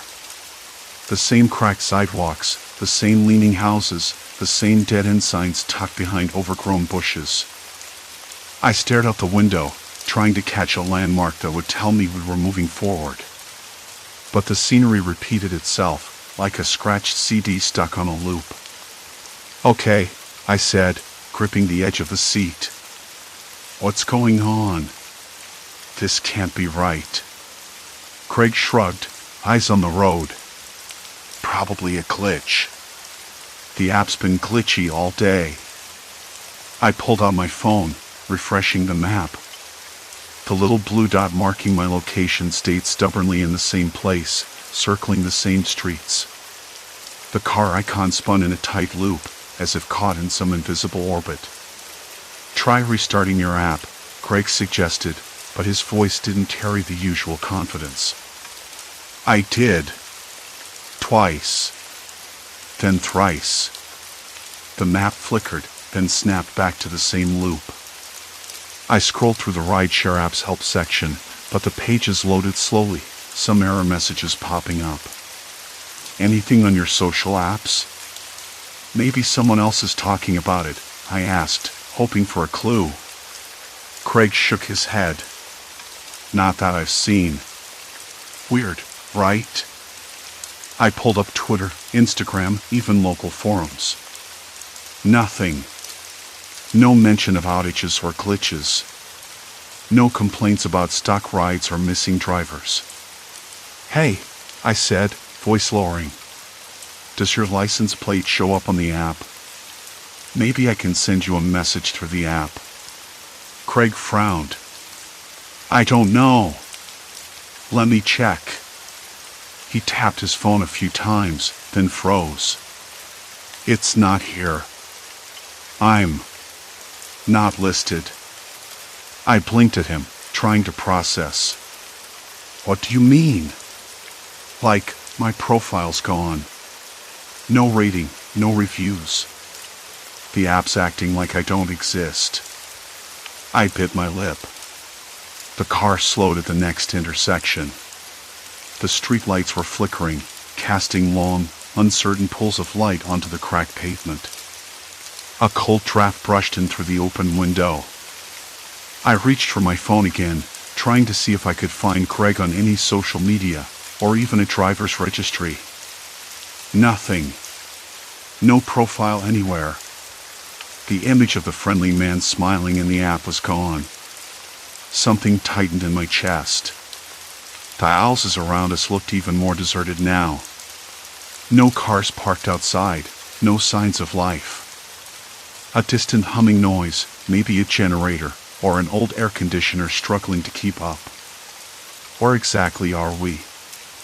I asked quietly. Craig shrugged again. Same place we started. I leaned closer to the window, staring hard at the street sign. It read Maplewood Lane. I'd passed that sign at least 4 times now. Each time, the peeling paint on the post looked fresher, as if it had been recently touched up. The sky was bleeding into dusk, the sunset a muted wash of orange and purple. The street lamps buzzed softly overhead. I swallowed hard. Can you pull over? I want to check something. Craig hesitated, then nodded. The car coasted to a stop near a small park I'd noticed earlier. An empty bench sat under a gnarled oak tree, its branches scraping against the sky. I stepped out, feeling the rough asphalt under my sneakers. The air smelled colder here, sharper. I pulled my jacket tighter around me. Taking out my phone, I tried to ping my location on a map outside the app, Google Maps, Apple Maps, anything. But the screen froze, the little spinning wheel turning endlessly. Then my signal dropped to 0 bars. I looked up. The houses were still there, but the street was eerily silent now. No cars passed by. No lights flickered on in windows. The few trees lining the sidewalk shivered in the breeze, leaves rustling like whispers. I pulled out my wallet, digging for my ID, hoping to call a friend or family member. No signal. No contacts. No messages. Then I noticed something else, the other parked cars along the street. Empty. Clean. But no one inside. No movement. No reflections of people walking past. I stepped back, heart thudding. I tried to shake off the feeling, telling myself it was just some glitch, maybe network issues. But the longer I stood there, the heavier the silence felt. A faint sound came from down the block, a car door closing. I turned toward the noise, expecting to see a neighbor or passerby. Nothing. Just the empty street, lined with houses that seemed to lean closer, their windows dark and watching. I checked my phone again. The rideshare app was still stuck on the loop, Craig's car nowhere to be found on the map. My real location was untraceable. The park bench creaked behind me as the wind shifted. I swallowed hard. This wasn't just a glitch. It was a trap. And I had no idea how I'd gotten caught inside it. The streetlight flickered again, casting a sickly yellow glow over the cracked pavement. I pulled out my phone again, watching the rideshare app spin its little loading wheel like some cruel joke.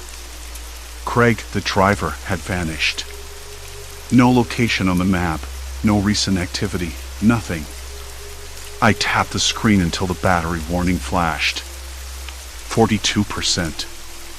Not much time. No signal bars. No Wi-Fi. just that endless loop of deserted streets. I tried calling my sister, Mara. No answer. I sent a quick text, stuck. Need help. No read receipt. Nothing. It was as if the world outside had blinked out, leaving me behind. I swallowed hard. The memory of that car door closing echoed in my ears. The sound was close, but when I looked, there was only the clean, shiny hood of a parked sedan, empty and cold. I could feel a thin layer of sweat on my forehead despite the chill. My breath came out in small clouds. Something wasn't right. I needed to figure out what was going on. I had to start somewhere. I pulled my jacket tighter and started walking down the street, my footsteps echoing off the empty houses. I passed a mailbox with peeling paint and a faded sticker warning about package theft, but no mail inside. The air smelled faintly of damp earth and something metallic like rust, but not quite. Maybe the nearby river, or some forgotten train. I stopped at the corner where a street sign read Maplewood in cracked, green letters. I took up the phone again and opened Google Maps, hoping for a better read. The blue dot blinked at me, but the streets around it were blank, no names, no markers, no cars. Only the faint outline of the same block I'd been circling. I felt a creeping cold in my spine. This wasn't a simple app glitch. This was something else. My fingers trembled as I scrolled to nearby points of interest. Nothing. No coffee shops, no gas stations, no grocery stores. Just a grid of empty blocks. I tapped on a house icon, hoping for some clue. The label read, Private Residence. No street number. No owner info. I looked up. A flicker of movement caught my eye, something at the edge of the street, just beyond the reach of the streetlight. A shadow? A person? I blinked, and it was gone. I shook my head, trying to clear the sudden rush of adrenaline. Maybe I was imagining things. Maybe. I kept walking, slow and deliberate, eyes scanning every window, every doorway. The houses were too uniform, too quiet. No curtains twitching. No lights on inside. Not even a stray dog or cat wandering about. I reached a corner store, a small bodega with a faded sign that read Marty's Market. The windows were dark, but the door was cracked open just enough to slip through. I hesitated. The smell of stale air and dust hit me as I pushed the door wider. Inside, the shelves were half empty, coated with a thin layer of dust. No cashier, no customers. Only a flickering fluorescent light overhead, buzzing like a trapped insect. I called out, "Hello?" My voice sounded strange, like it belonged to someone else. No answer. I stepped deeper inside, the floor creaking under my weight. A calendar hung crooked on the wall, marked with dates from 3 years ago. I pulled out my phone to check the date. Today's date blinked back at me, but the discrepancy gnawed at me. Was this place stuck in time? Or was I? I rifled through a stack of newspapers on the counter. The headlines were old local politics, a community fair, a missing dog. Nothing recent. No mention of anything unusual. Why would this place be here, but no one else? I whispered to myself. I backed out slowly, the door creaking shut behind me. The street was still empty, still silent. I felt exposed, like something was watching from the shadows. I scanned the street again. Then I noticed a car parked about 50 feet away. It wasn't the driver's car. This one was a rusty old sedan, its license plate faded almost to illegibility. I felt compelled to check it out. As I approached, I saw a folded piece of paper tucked under the windshield wiper. I pulled it free, heart hammering. Written in neat, black ink were 4 words, You're not supposed to be. I dropped the paper. It fluttered to the ground like a dead leaf. A sudden noise made me spin around, a soft tapping, like footsteps on gravel. But the street behind me was empty. No one. I swallowed again, this time bitterly. The hairs on my neck prickled. My breath was shallow. The rideshare app buzzed. I fumbled for the phone. A new message. No signal. No escape. I dropped the phone, heart slamming in my ribs. The screen cracked against the pavement, spiderwebbing across the glass.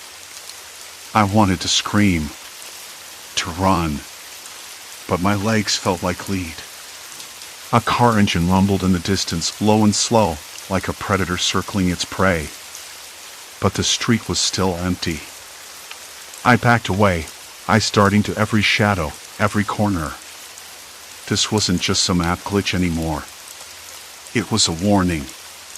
And someone or something was making sure I stayed trapped inside. I thought about calling out again, but the silence pressed in so hard I was afraid my voice would shatter like glass. I stumbled back to the bench where I'd started, my pulse thrumming in my ears.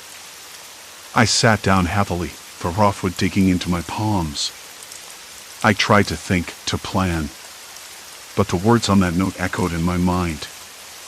You're not supposed to be. What did that mean? Who was watching me? And why? The night deepened, swallowing the street in shadows. Somewhere nearby, a dog barked, sharp, urgent. But it might as well have been miles away. I closed my eyes for a moment, trying to steady my breath. When I opened them, my phone buzzed again. A new notification. Look up. I froze. I looked up. Nothing. Just the empty sky, shifting slowly into dawn. Then, from somewhere behind me, a faint voice whispered my name. No one was there. I didn't move at first. I wanted to believe it was my mind playing tricks, that exhaustion and fear were twisting my senses. But that voice was too clear, too deliberate. Someone knew I was here. Watching. Waiting. I stood up, knees cracking softly, and started walking away from the bench, away from the patch of street where the voice had come from. The street lights flickered, one bulb sputtering like it couldn't decide whether to live or die. The shadows leaned in close, pressing against the cracked plaster of the boarded-up storefronts. I kept my phone out, the screen a pale glow in my palm, but it was useless. The map still spun in endless circles, the app stuck in the same loop. No escape. I tried calling again. No signal. No connection. Just the endless, mocking silence. I stopped in front of a grimy window, its glass cracked and smeared with fingerprints. Something moved behind the shadows inside, maybe a rat, maybe a person. My breath caught. I reached out, pressing my palm against the cold glass. It was rough, cold, sticky with grime. I could see my reflection, ghostly and pale. The street behind me stretched empty and endless. Then the phone buzzed again. A single, sharp vibration that startled me. I fumbled, nearly dropping it. New notification. No sender, no app. Just a message. Look closer. I stared at the screen, pulse hammering. Look closer? At what? The street? The phone? The shadows? I scanned the window again. Then I noticed it, a small, almost imperceptible scratch on the glass, like a message carved in desperation. I squinted, tracing the jagged line with a trembling finger. It wasn't just a scratch. It was letters. Run. My hands shook. If that was a warning, then I was walking straight into something I couldn't outrun. I stepped back, heart slamming against my ribs. I glanced down the street. The darkness seemed to pulse, thickening toward the end of the block. I could swear I heard footsteps, soft, uneven, behind me. I whipped around. Empty street. No one. But the feeling didn't leave. That heavy, suffocating sense of being hunted. I realized something else then, something I hadn't noticed before. The buildings around me were old, abandoned. No cars parked, no lights on. Not a single person visible in the distance. I'd been so focused on the loop of the app, the vanishing driver, the missing people on social media, I hadn't truly looked. This neighborhood didn't exist on any live map. Not the satellite view, not street view, not any app one tried. It was as if it had been erased. I pulled out my phone again, opening Google Maps, Apple Maps, something else, anything. Nothing. Just a blank patch where the street should be. The name of the neighborhood? Gone. As if someone had scrubbed it away. That's when the full weight of it hit me. I wasn't just stuck in a glitch. I'd crossed some invisible line. Somewhere between the driver's vanishing act and the endless loops, the world I knew had folded over onto itself. My reality was now this loop of empty streets and fading shadows. And no one else could see it. No one else was coming. I thought of calling for help, but who? The drivers, the passengers, they didn't exist. Their faces were wiped from every database, every online trace. Even the police calls I tried earlier had gone unanswered, like my distress didn't register anywhere outside this pocket I was trapped in. I sank down again on the bench, the rough wood biting into my palms. The first pale light of dawn was creeping over the horizon, but it brought no comfort. The sky was wrong, too gray, too heavy, like a bruise spread across the morning. I tried to piece it together. Why me? Why was I the one caught here? The note's words echoed again. You're not supposed to be. Someone wanted me gone. Someone wanted me erased. But why? My phone vibrated again. Another message. Stop looking. I dropped the phone on the bench, heart racing. I couldn't stop. Not now. Not when I was this close. I needed to know who or what was behind this trap. I stood, pacing the street. The silence was a weight, pressing in on me from all sides. Then I heard it, a distant murmur, low and indecipherable, like a crowd whispering just beyond the edge of hearing. I froze. The sound wasn't natural in this empty place. It was human. Too many voices, overlapping, urgent. I followed the noise, each step crunching on gravel and broken glass. The street curved, leading me to a narrow alley I hadn't seen before. The walls were closer here, covered in peeling paint and graffiti that had faded beyond recognition. I hesitated, then stepped inside. The voices grew louder, a buzz of dozens of people talking at once, but I still couldn't make out words. My skin prickled. I scanned the alley's end, where a door stood slightly ajar, light spilling from inside. I moved toward it, every instinct screaming to run. But I kept going. Inside was a dim room crowded with old furniture and stacks of paper. The smell of mildew and dust made me cough. And then I saw them, screens flickering with images of me, the driver, the vanished passengers. Faces I'd never seen, but all somehow connected. A man, mid-30s, stood in the corner watching the monitors. He looked up as I entered, his eyes sharp and cold. Not angry. Not surprised. Just waiting. You shouldn't be here, he said quietly.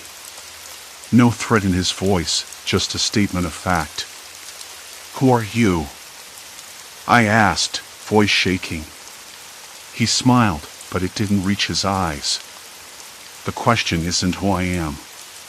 It's why you're here, and why you can't leave. I swallowed hard. The room, with its faint smell of dust and decay, suddenly too small, too tight. You're trapped, he said, stepping closer. Because you found out too much. Because you crossed a line that wasn't meant for you. And now, there's no turning back. I looked at the screens again, faces, names, locations. All erased from the world. All gone. Why? What do you want from me? His smile faded. Control. Information. Power. But most of all, silence. I backed toward the door, panic surging. Let me go. He shook his head. You can't leave. Not anymore. The door slammed behind me. Silence. Complete silence. And I knew then that I was no longer just lost. I was captured. A ghost in a world where no one could see me. No one could hear me. No one would come. The point of no return. And the trap was closing in. The door slammed behind me, and the sound echoed like a punch to the gut. He was gone. I spun around, eyes darting to the screen, still blinking with static and distorted images, faces without names, places without coordinates, ghosts in a digital void. The realization hit me like a cold wave. I was alone. Or worse, completely visible but utterly invisible to the world outside. I tried the doorknob. Locked. Of course. A slow, sinking dread pulled in my stomach. The air felt colder now, heavier, like the room itself was closing in. I swallowed hard, tasting the dry grit on my tongue. My throat constricted. I forced a breath through my nose, the stale scent of old paper and mildew clinging to the walls. I needed to keep moving, keep thinking. I scanned the room. A small window high on the far wall, barred and filthy, barely letting in a sliver of dim moonlight. The floor creaked underfoot as I shuffled toward it, the worn wood rough against my shoes. I pressed my face close to the glass, but all I saw was the blackness outside, an abyss swallowing any sign of life. Then movement. A flicker. On the screen nearest me, a faint outline shifted, a shadow of a person or maybe a glitch in the feed. I blinked, and it vanished. I bit my lip. Could I trust what I saw? Was I losing my mind? The hours, or was it days, of isolation were chipping away at my grip on reality. My phone lay on the floor where I dropped it earlier, its screen cracked but still glowing softly. I crawled over, fingers trembling, and grabbed it. The rideshare app was open, still trying to locate a driver. No progress. No new messages. No help. I tapped the emergency button, hoping for something, anything to break through. Nothing. The screen froze, then faded to black. Frustration clawed at me, sharp and relentless. I forced my breath to slow. Panic wouldn't help. I had to think. He said I crossed a line. Found out too much. The why was still a mystery. But what could I do now? How could I fight an enemy that erased people from maps and screens? That made me a ghost without a name. A soft creak made me jump. The door to the room shifted slightly, just a crack. I crouched, heart hammering. Footsteps.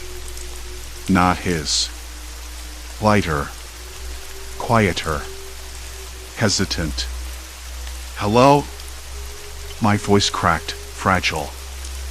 Is someone there? No answer.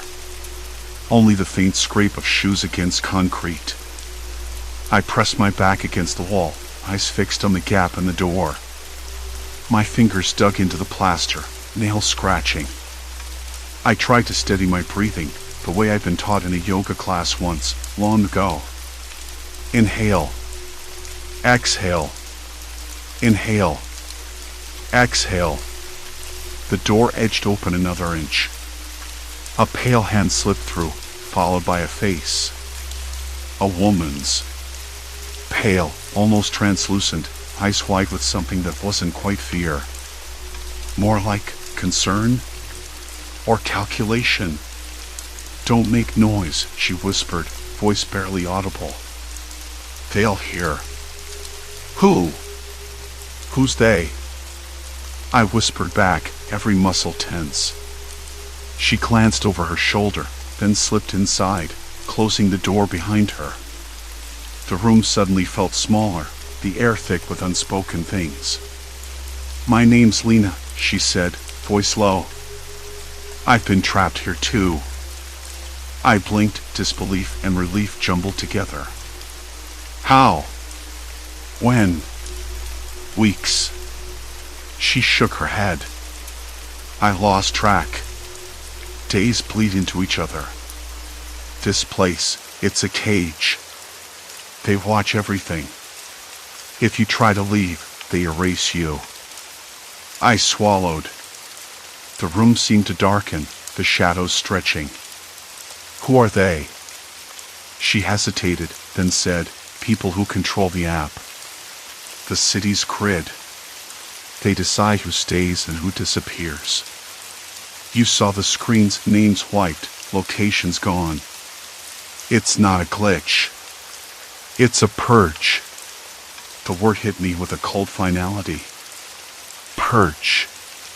Not a mistake. Not an accident. A choice. But why me?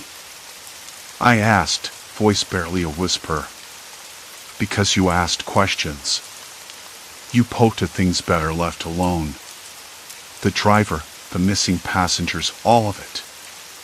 You broke their pattern." I felt the weight of those words settle over me like lead.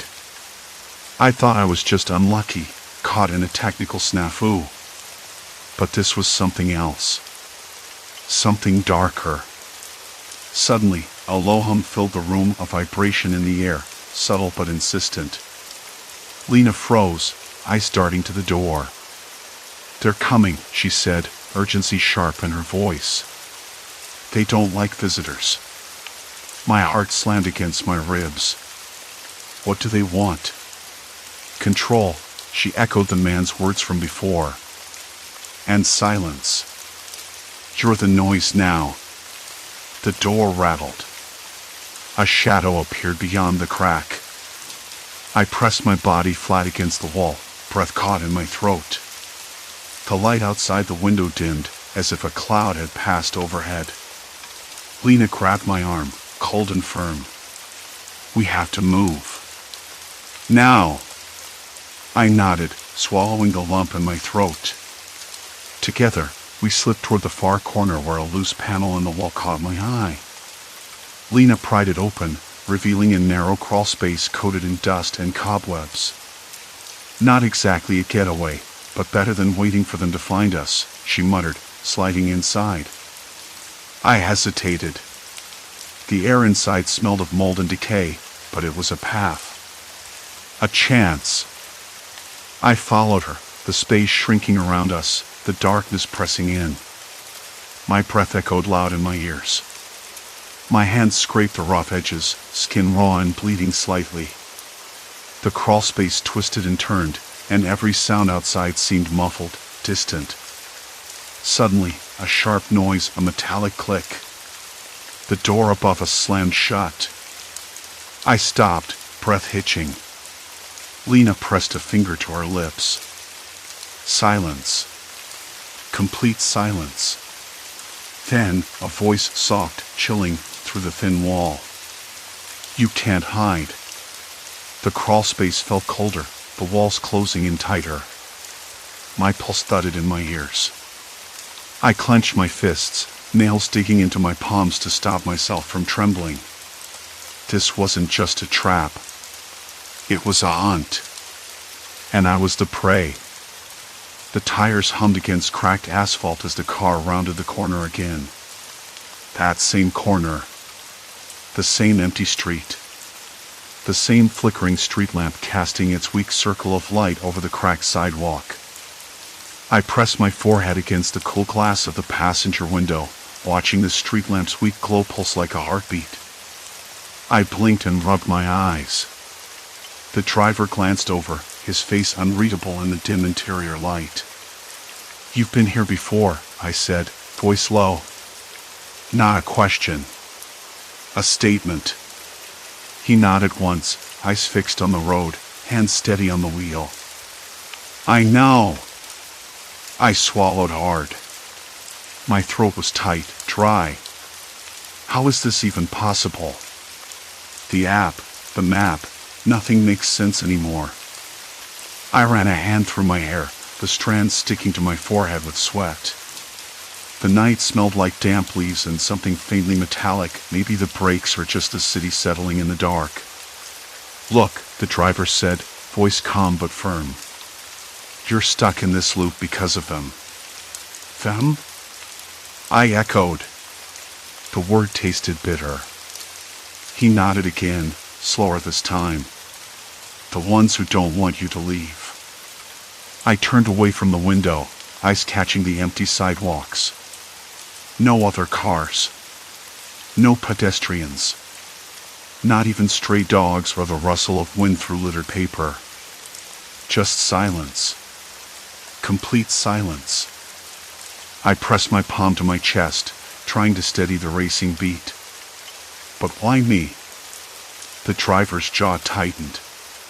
Because you saw the glitch before anyone else. You tried to tell people. You kept looking for proof. They don't like exposure. I blinked, struggling to keep my thoughts in line. It was a mess of fragmented clues and half-understood warnings. The disappearing faces on social media. The missing profiles. The rideshare app glitch that had trapped me in a loop of streets that didn't exist on any map. All of it pointed to something deliberately hidden. And now, here I was, stuck inside it. The car slowed as we approached the same intersection, the one with the dead-end sign half buried in weeds. I wanted to scream, to shake the driver, to demand answers, but my voice felt thin and brittle. The driver pulled over and killed the engine. The sudden silence was sharp, like an item pressed to the eardrum. I stared at the dashboard clock. Almost 3 a.m. The night pressing in from all sides, thick and suffocating. He turned to me, eyes softening.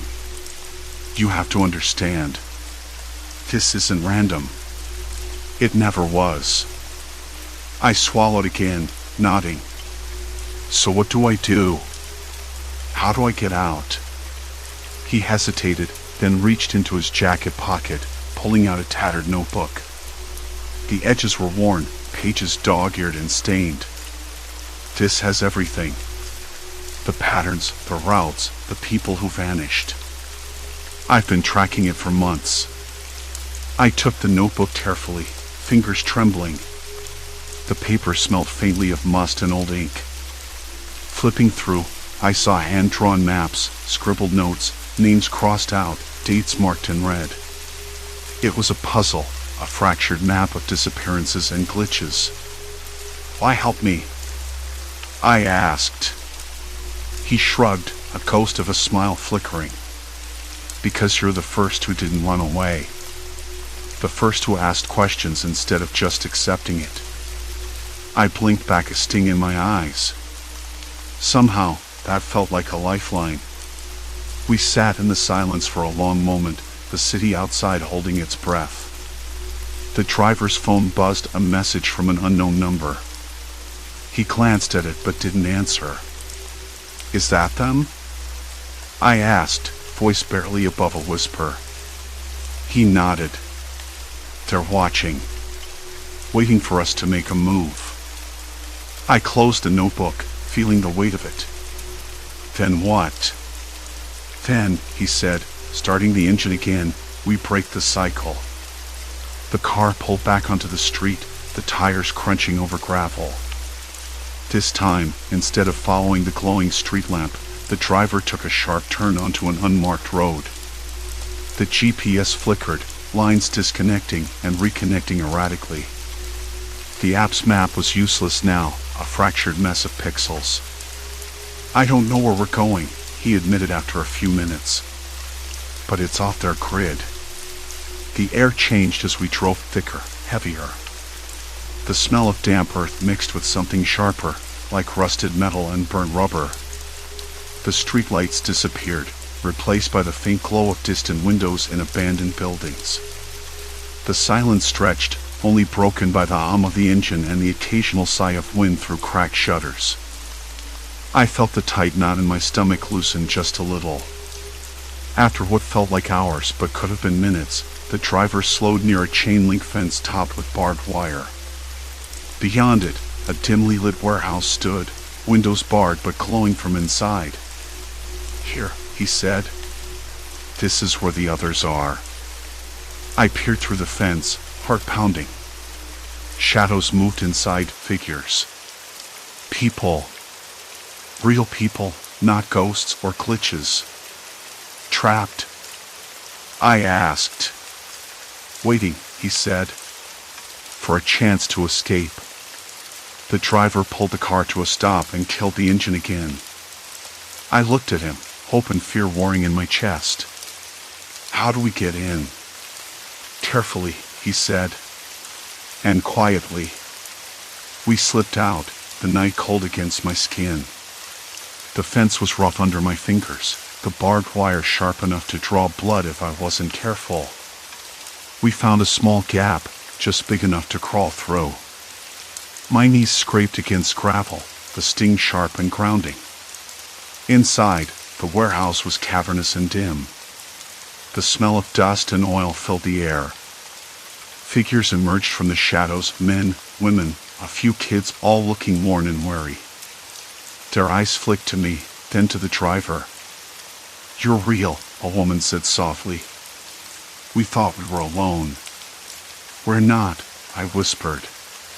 One of the men stepped forward, holding out a hand. "Welcome to the Forgotten." The driver smiled faintly. "We've got work to do." For the first time in what felt like forever, I breathed deeply, the weight on my chest easing. There was fear here, yes, but also something else. Connection. Purpose. I looked around at the faces, exhausted but alive. And I realized something important. I wasn't alone anymore. None of us were. Outside, the city's heartbeat continued, indifferent and unyielding. Inside, we were making our own rhythm, one step at a time. I closed the notebook, feeling the rough paper beneath my fingertips, and for the first time, I believed we could write our way out of this. Silence settled, not oppressive but expectant. And in that silence, I found something I hadn't felt in days. Hope. Story 4, Room 312, The Shifting Hotel Nightmare. The lobby smelled of stale coffee and something faintly metallic, like old pennies left in a damp drawer. The clerk was a thin man with a face that seemed permanently caught between a grimace and a smirk. He didn't look up at first, busy tapping on a keyboard that clattered too loudly in the quiet space. When he finally met my eyes, his gaze was sharp, like he was measuring me against some invisible scale. "Name?" he asked, voice low. "Martin," I said, trying to keep my voice steady. "Reservation for one night." He typed something, then handed me a key card without a word. The card had no label, just the number 312 scrawled in black marker. I caught the faintest whiff of something chemical, cleaner or maybe a solvent as I took it from his hand. The elevator smelled worse, a mix of burnt rubber and something sour. The buttons were worn smooth, the floor numbers barely visible. I pressed 3 and waited, the metal doors sliding open with a reluctant groan. Inside, the faint hum of the building's plumbing vibrated beneath my feet. Room 312 was at the end of a dim corridor, the kind of hallway that always makes you quicken your step, even if you don't want to. The walls were painted a sickly beige, and the single light above my door flickered twice before settling into a steady glow. I slid the card into the lock and pushed the door open. The room was smaller than I expected. A narrow bed with a polyester blanket folded at the foot, a small desk cluttered with a half-empty water glass and a notepad, and a window looking out onto a brick wall so close I could see the mortar crumbling away. The air was thick, a little warmer than the hallway, and the faint buzz of an overhead fan filled the silence. I dropped my bag beside the bed and sat, running a hand through my hair. The room smelled faintly of mildew, but also something else, like old books left in a damp basement. I leaned back against the headboard and stared at the ceiling. The fan's blades moved lazily, casting slow shadows that shifted across the walls. I needed the shower.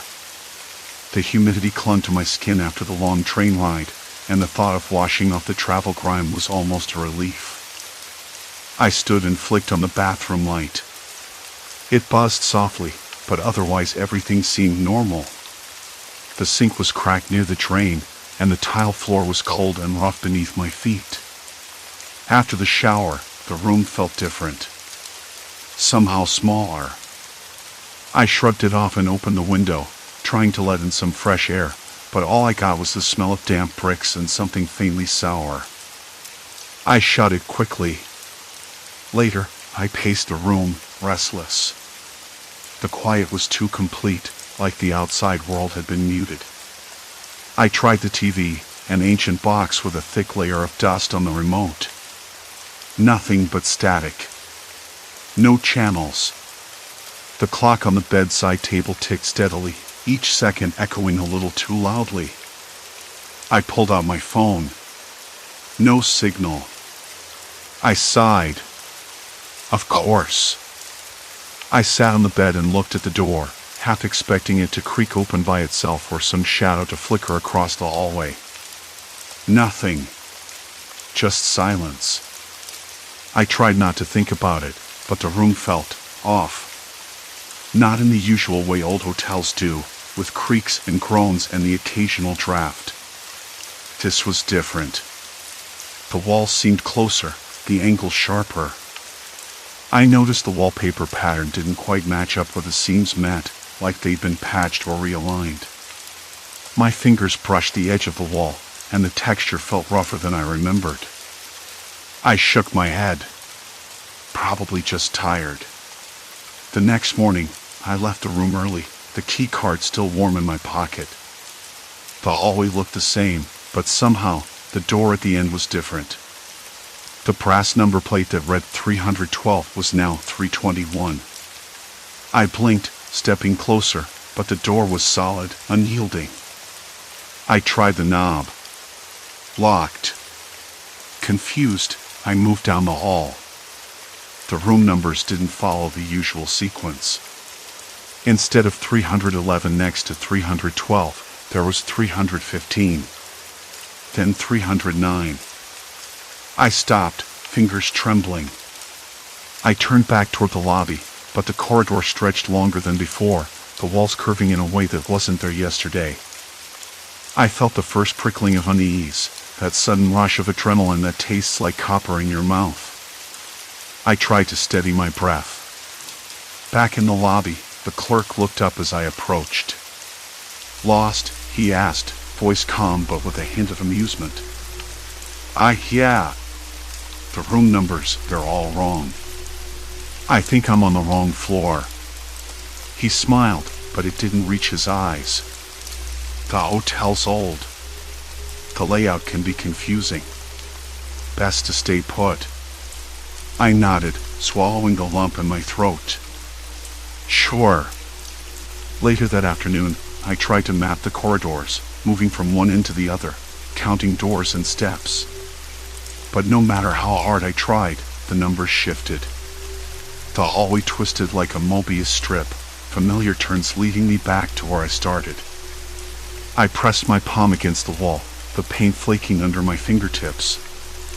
I tasted the dust on my tongue and heard a faint creak behind me. I spun around. Nothing. My hands trembled as I pulled out the key card. The number scrawled on it seemed to dance in the uneven light. I sat on the floor, back against the wall, and tried to think. The hotel was a maze. That much was clear. But why? And who was changing it? The thought made my skin crawl. I stood and walked to the window again, hoping for some anchor to the outside world, but the brick wall stared back, unmoving, unyielding. Silence. Complete silence. I realized the walls weren't just rearranging themselves, they were trapping me. And I wasn't sure if I was the one lost, or if the hotel had found me first. The silence pressed in on me like a weight, thick and unmoving. I sat still for a long moment, tracing the edges of the chipped paint on the wall with my fingertips.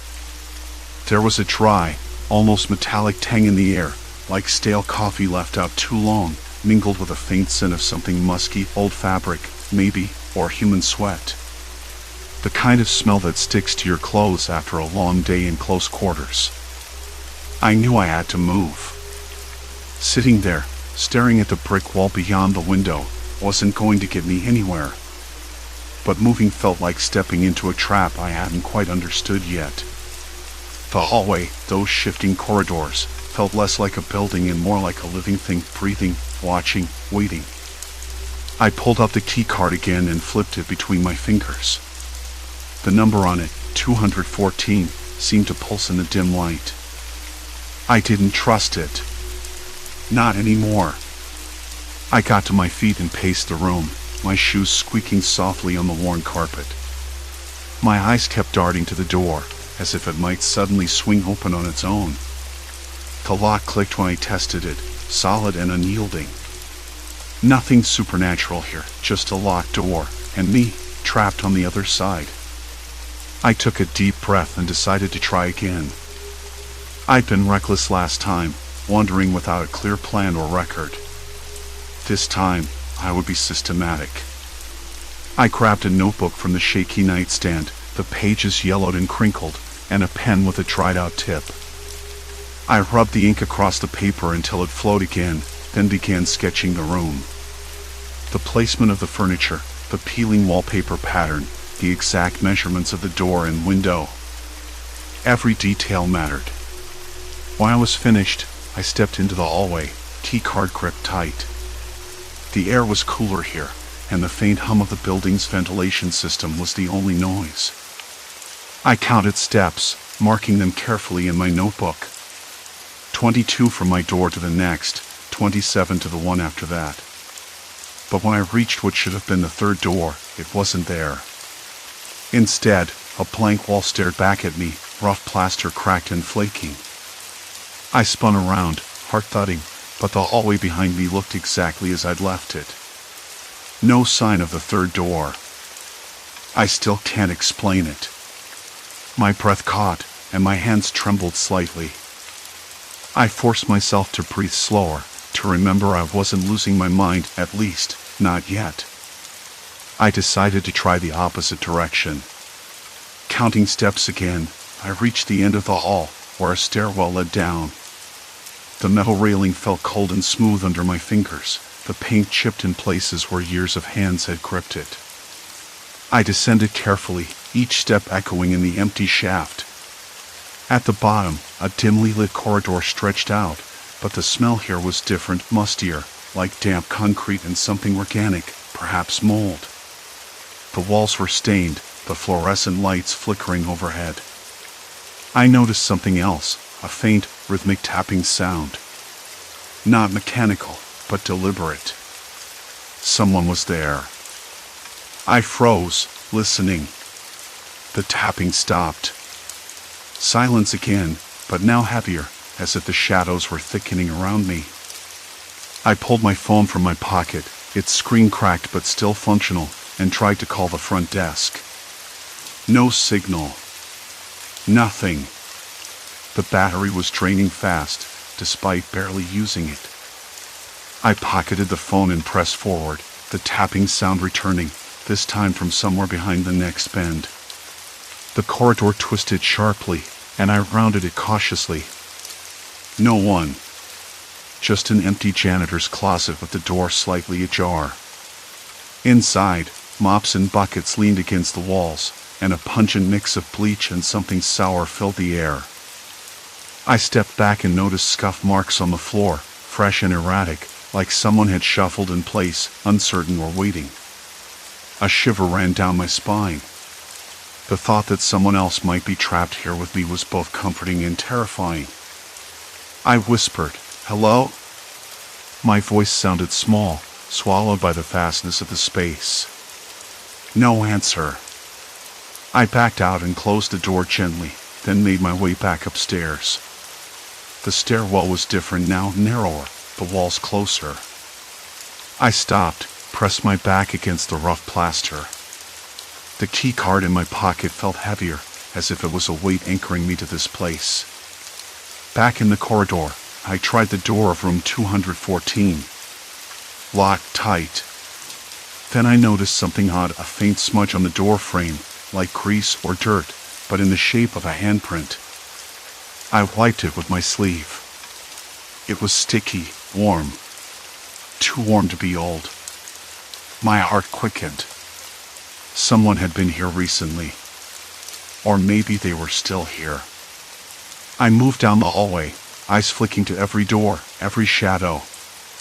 At the end, a small alcove housed the elevator. I pressed the button, but nothing happened. The panel was cracked, wires exposed, but no power. I leaned my forehead against the cold metal, tasting the bitter tang of fear on my tongue. I needed to find another exit. There had to be one. I went back to the stairwell, but this time, the door refused to budge. Locked from the other side. Panic flared if the stairwell was blocked, and the elevator dead, and the doors changing. I was trapped. I sank to the floor, rubbing my face with my hands. The fluorescent light above buzzed, flickered, then steadied. I glanced up at it, noticing a small camera lens tucked into the corner of the ceiling. I hadn't seen it before. A cold realization settled in my gut. Someone was watching. Not a ghost, not a machine. A person. Maybe more than one. I swallowed hard, every instinct screaming to run, but where? The walls shifted, the doors vanished, the stairwell locked. It wasn't just a building, it was a cage. And I was the prey. I stood, took a breath, and forced myself to move. Panic was useless. If I was going to survive, I needed to understand the rules of this place. To find the patterns in the chaos. I pulled out my notebook again, flipping back to my crude sketches. The hallway had changed since I'd last measured it. Or maybe I'd been wrong the first time. Maybe the walls didn't just shift when I left the room, they shifted constantly, deliberately. I needed to test it. To mark the walls, the doors, something. But what? Tape? No. Paper? I didn't have any left. Then I remembered the pen. I pressed it hard against the wall, leaving a thin black line on the faded wallpaper. The texture was rough, the paper peeling at the edges. The ink soaked in quickly and dried in the stale air. I took a step back and scanned the hallway. The line was there. Solid. Permanent for now. I moved down the corridor, marking every corner, every doorframe, every junction. In some places, the lines were interrupted, gaps where paint or wallpaper had been stripped away. In others, the line disappeared altogether, swallowed by a new surface. It was maddening. I paused outside a door labeled 216, the number faded but still legible. I pressed my ear to it, heart hammering. Nothing. No voices, no movement. I tried the handle. Locked. A faint sound behind me, a soft shuffling, like footsteps on carpet, made me whirl around. The hallway was empty. I swallowed back a dry laugh. The hotel was playing tricks on me. Or whoever was behind this was. I turned back to my markings. The pen stroke I'd made near the corner was gone, replaced by fresh wallpaper. The walls were rewriting themselves. I ran my hand along the surface, the new paper slick and cold. No seams, no nails, just a perfect, seamless surface. The craftsmanship was impressive and terrifying. I needed allies. Someone on the other side of this nightmare. The thought of facing it alone made my skin prickle. I thought about the front desk clerk. The woman who handed me the key card had seemed too composed, too rehearsed. Like she was part of the machinery. I tried calling again, but still no signal. Then I remembered the emergency phone in the lobby, the one I'd passed on my way in. If I could get there, maybe I could reach someone. The black line on the wallpaper was my lifeline, a stubborn mark in a world that refused to stay still. I stepped back, the rough plaster scratching my palm as I balanced myself. The corridor stretched ahead, unfamiliar but less threatening somehow, now that I had a starting point. It was late, too late to be wandering this labyrinthine hotel. The faint hum of the air conditioner buzzed overhead, a dull white noise that barely masked the creaks and groans of the old buildings settling around me. Somewhere outside, a dog barked, sharp and forlorn, slicing through the silence. I swallowed hard, tasting stale dust and faint mildew on my tongue. The air smelled of damp carpet and old wood, but beneath that was something else, a metallic tang, like iron, subtle but persistent. It set my teeth on edge. I wiped my sweaty palms on my jeans and glanced down the hall. The lines I'd drawn earlier were still there, thin but unyielding. The walls hadn't shifted while I watched, but I couldn't trust that to last. I took another step forward, my boots squeaking softly against the scuffed linoleum. Each door was a potential dead end or a trap, but some had been rearranged, moved, or swapped since I first arrived. The pattern was maddening. No matter where I went, the hotel seemed to fold in on itself, swallowing space and time alike. I was chasing ghosts of hallways that disappeared the moment I looked away. I paused at the intersection where the corridor split. Two doors faced me, one to the left, one straight ahead.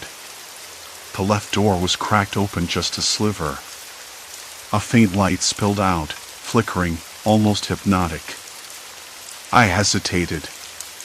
The place had taught me not to trust the familiar. I pulled out my notebook, flipping back to my sketches. Each attempt to map the hotel ended in confusion, the walls refusing to hold steady long enough for me to chart them properly. Then a voice. Soft, deliberate, and so close it made my skin prickle. Lost again? I swallowed and whipped around. No one was there. Just the peeling wallpaper and the faint light from the hallway behind me. My heart thumped in my chest, sharp and erratic. I wasn't imagining things. The voice had been real. But where from? Hello? I called, voice cracking. Who's there? Silence. Complete silence. I shook my head, trying to clear the fog creeping in around my thoughts. This place was playing tricks on me, no doubt about it. But the voice, that was something new. Something more calculated. My eyes caught a small security camera tucked into the corner of the ceiling, its lens gleaming faintly. I hadn't noticed it before. The kind of camera hotels use for common areas, maybe. But this was a hallway deep inside, far from the lobby. Someone was watching. Not just watching. Studying. I pressed my forehead against the cool wall, fighting the rising wave of exhaustion. The hotel wasn't just shifting walls, it was shifting me. Wearing me down. And the voice suggested they weren't content to sit back and let me wander blindly. I forced myself to move, pacing toward the light spilling from the cracked door. A faint smell of coffee drifted out, mixed with the musk of damp fabric. My fingers brushed the chipped paint of the doorframe, and the wood felt oddly warm, like a fresh wound. I pushed it open. Inside was a small room, barely bigger than a closet, lit by a single swinging bulb that cast jittery shadows. A chair sat in the middle, facing a blank wall covered in peeling floral wallpaper, the same pattern that lined the corridors. On the chair was a folded piece of paper, yellowed and creased. I stepped inside, the door clicking shut behind me. The sound echoed sharply, bouncing off the walls like a gunshot. I unwrapped the paper with trembling hands. It was a note. Welcome to the game. No signature. No explanation. My breath caught. My mind scrambled for sense. This wasn't just a hotel. It was an experiment. A trap. A test. I ran my fingers over the paper, the creases digging into my skin. The air in the room felt thick, suffocating almost, as if the walls themselves wanted to press in on me. I could hear my own breathing, ragged and loud. Why me? Why here? I looked up, scanning the room again. There was a narrow vent above the door, just wide enough for a person to peer through. I pressed my ear to it, heart hammering. Faint voices murmured beyond, calm and clinical, voices that didn't belong to guests or staff. I pulled back, suddenly aware that the hotel wasn't just a building with shifting walls. It was controlled, manipulated. Someone or some group was orchestrating this, watching every move, every step. And they wanted something. I tried the door handle. Locked. It turned but didn't budge. Panic fluttered in my chest like a trapped bird. I was trapped. Not by shifting walls alone, but by someone with keys, cameras, and a plan. The note was a declaration. No way out. I sank onto the chair, the cold plastic biting through my clothes. My hands trembled, fingers twitching as I stared at the paper. I wasn't just being tested physically but mentally. The exhaustion wasn't accidental, it was engineered. To break me down until I surrendered whatever it was they wanted. And then the door clicked. A different door. Somewhere else, down the hall. I stood quickly, moving toward the sound, desperate for any sign of escape. A cold draft whispered through the cracked windows, carrying with it the scent of forgotten rain and untold secrets. But as I rounded the corner, the corridor stretched endlessly, a twisted snake of wallpaper and peeling paint. The black line was gone. The walls had shifted again. I was out of time. My chest tightened. I could feel the hotel watching me, waiting, daring me to give up. And I knew, deep down, I was already halfway there. The door clicked again, somewhere down the hall. Not the one I was trapped behind, this was different, sharper, closer. I pressed my ear to the cold wood of my own door, breath shallow, ear straining.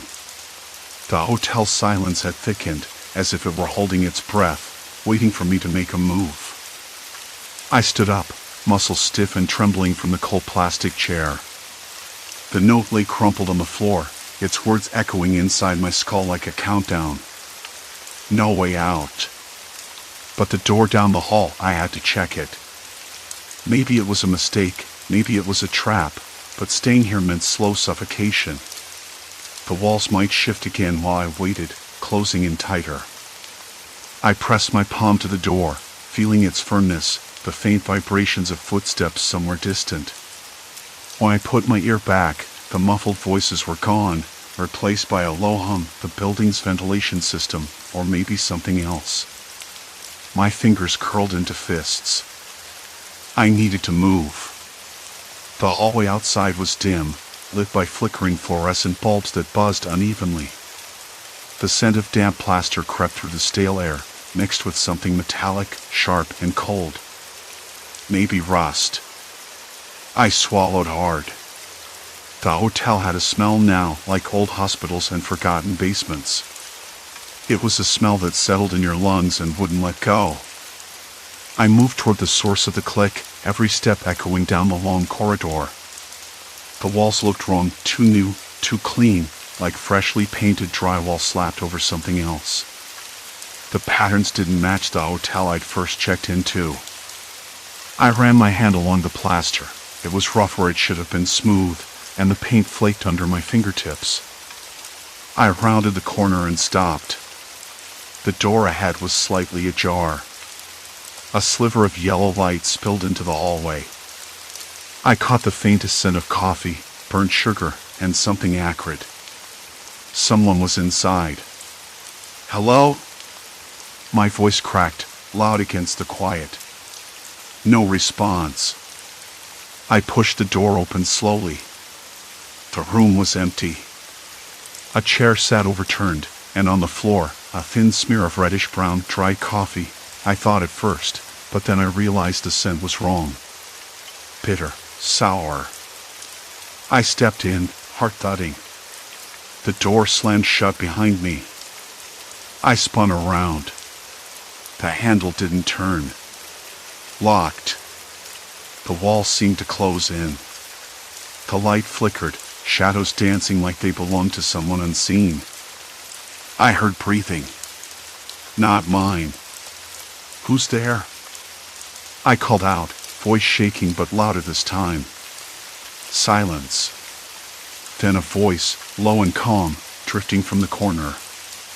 "You're not supposed to be here." I squinted into the dim.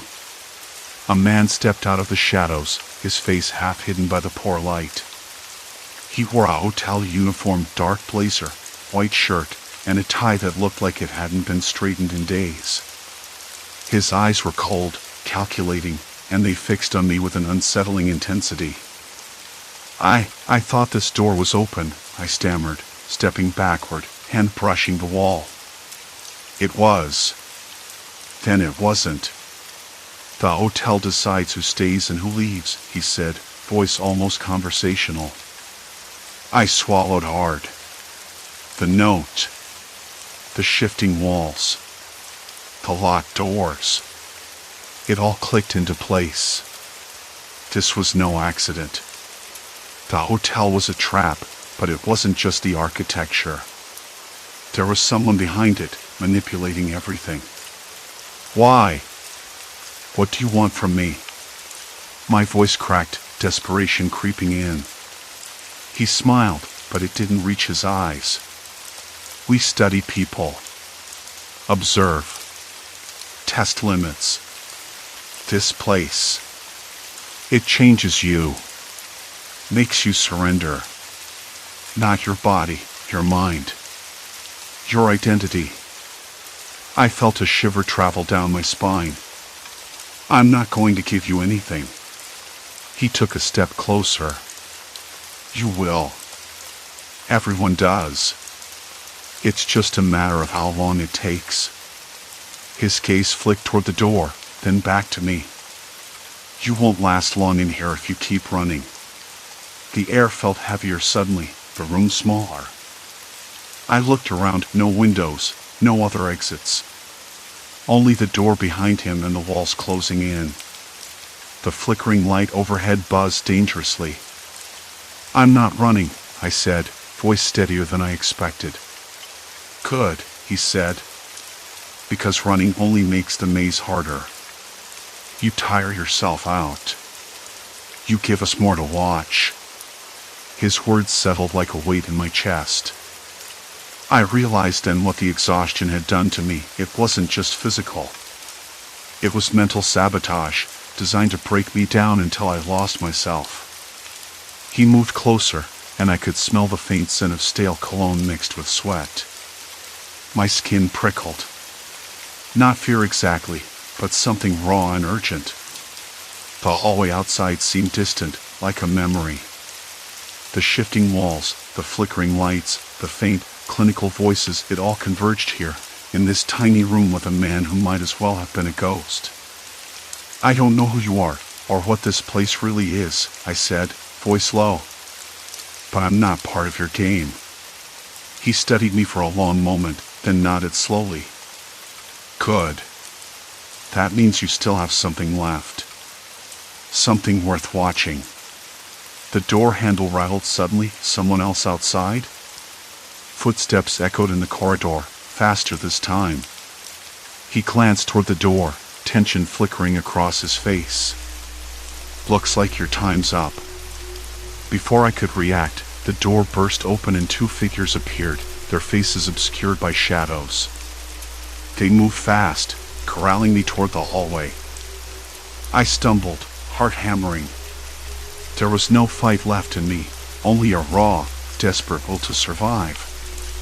The man in the hotel uniform followed, voice calm but serious. You'll learn. The hotel never forgets a face. As they pushed me forward, I caught a glimpse down the hall, a maze of shifting walls, endless corridors folding onto themselves like a cruel joke. This was no hotel. It was a cage. And I was running out of time. The lights flickered again, and in that brief darkness, I realized I wasn't just lost in the building. I was lost in myself. And surrender wasn't a choice, it was the only way out. The corridor swallowed me whole, its stale air thick with the scent of damp plaster and something metallic like the faintest trace of rust, or maybe dried blood. You'll learn. The hotel never forgets a face. I wanted to argue, to scream, but my throat was raw, my limbs trembling enough that I couldn't trust myself to stand, let alone fight. So I walked, my shoes scuffing softly against the cracked linoleum, watching the walls fold and shift with every step. The maze was still alive, still mocking me. When they finally pushed me into a room, it was unfamiliar. No window. No welcome.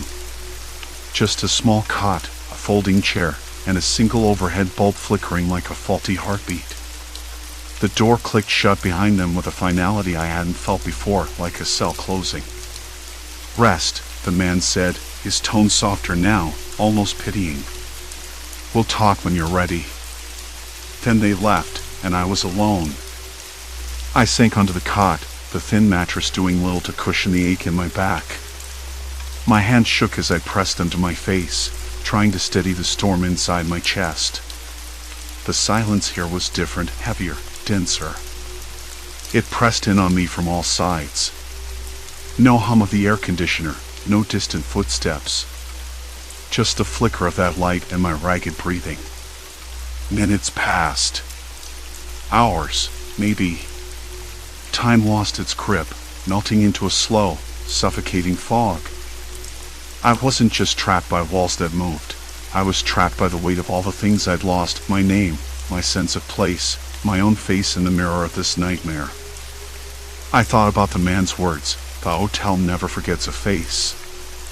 But what did that mean? Who was watching? What did they want? I'd been reduced to something less than human, a ghost wandering a maze designed to break me, piece by piece. Then the door cracked open. Two more figures stood there, their faces obscured by shadow, but their eyes caught the light, sharp, cold, unblinking. They didn't say a word. One reached in and held out a small, plain envelope. I hesitated, but the weight of their gaze pushed me forward. I took it. Inside was a sheet of paper, typed neatly, the ink smudged at the edges. I unfolded it carefully, my fingers slick with sweat. Your identity is not what you think it is. It is what we say it is. Accept it. Surrender to us. Find peace. Peace. The word mocked me. The cold promise of surrender, of giving up the self, was the hotel's ultimate trap. But beneath the fear, a strange clarity began to take hold. Maybe this was the only way out. I folded the note back up, looking up just as the door clicked shut again.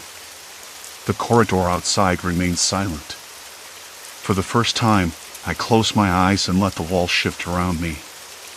Instead of fighting, I listened. The soft creak of hinges, the faint hum of electric motors hidden in the walls, the subtle differences in the air pressure as the corridors rearranged themselves. I started to map the maze not with fear, but with cold calculation. If this hotel was a machine, then I was a part of it now. But maybe, just maybe, I could learn its rhythm. The next morning, or what I thought was morning, the door opened again. This time, a woman stepped inside. Her features were sharp, her eyes too bright in the dim light. She didn't smile. "You're adapting," she said. "I was beginning to think you wouldn't last." I sat up, my limbs stiff but my mind clearer than it had been since I arrived. "Why?" I asked. "Why do you do this?" She shrugged, a motion that seemed rehearsed. "Control, observation, study. People come here broken, and we offer them a mirror. Some break completely. Others change. Change how?" Her gaze flicked away. "You'll see. Or you won't." She left without another word. Days bled into each other, if they were days. Time had no meaning here anymore. But something inside me was shifting. The exhaustion still gnawed at my edges, but my mind sharpened. I began to anticipate the shifts, to predict the wall's movements, to find hidden alcoves and temporary refuges. The maze was still a trap, but I was no longer its victim. I was a participant. One evening, after what I guessed was the 7th cycle, I found a crack in the system. A door that stayed open just long enough to slip through before closing behind me. I ran. The hotel's interior was a labyrinth, yes, but it was also a building with limits. The corridors ended somewhere. I could feel it in my bones. The air grew cooler, fresher. The scent of old wood and distant rain replaced the stale plaster. I burst through a final door into a narrow alley. The night was cold and gray, the sky heavy with clouds. No one was around. Just the distant wail of a siren, the rustle of garbage in the wind, and my ragged breath. I didn't look back. Later, when I was safe in a friend's apartment, I stared at my reflection in the cracked bathroom mirror. The face looking back was mine, but changed. Hollowed out in some places, sharper in others. A mosaic of fear and endurance. I touched the glass, tracing the lines I hadn't noticed before. I wasn't the same person who checked into that hotel. Maybe I never was. The experience left scars deeper than any bruise. I struggled to sleep, haunted by the echo of shifting walls and muffled voices. Sometimes, the hotel's corridors played behind my eyelids, folding and unfolding, a cruel puzzle I couldn't solve. But I learned one thing. Surrender wasn't about giving up. It was about understanding what they wanted, the surrender of identity, yes, but also the reclaiming of self from that loss. I was still me, even if the hotel tried to tell me otherwise. And I knew, somewhere deep in my bones, that the hotel was still out there. Waiting.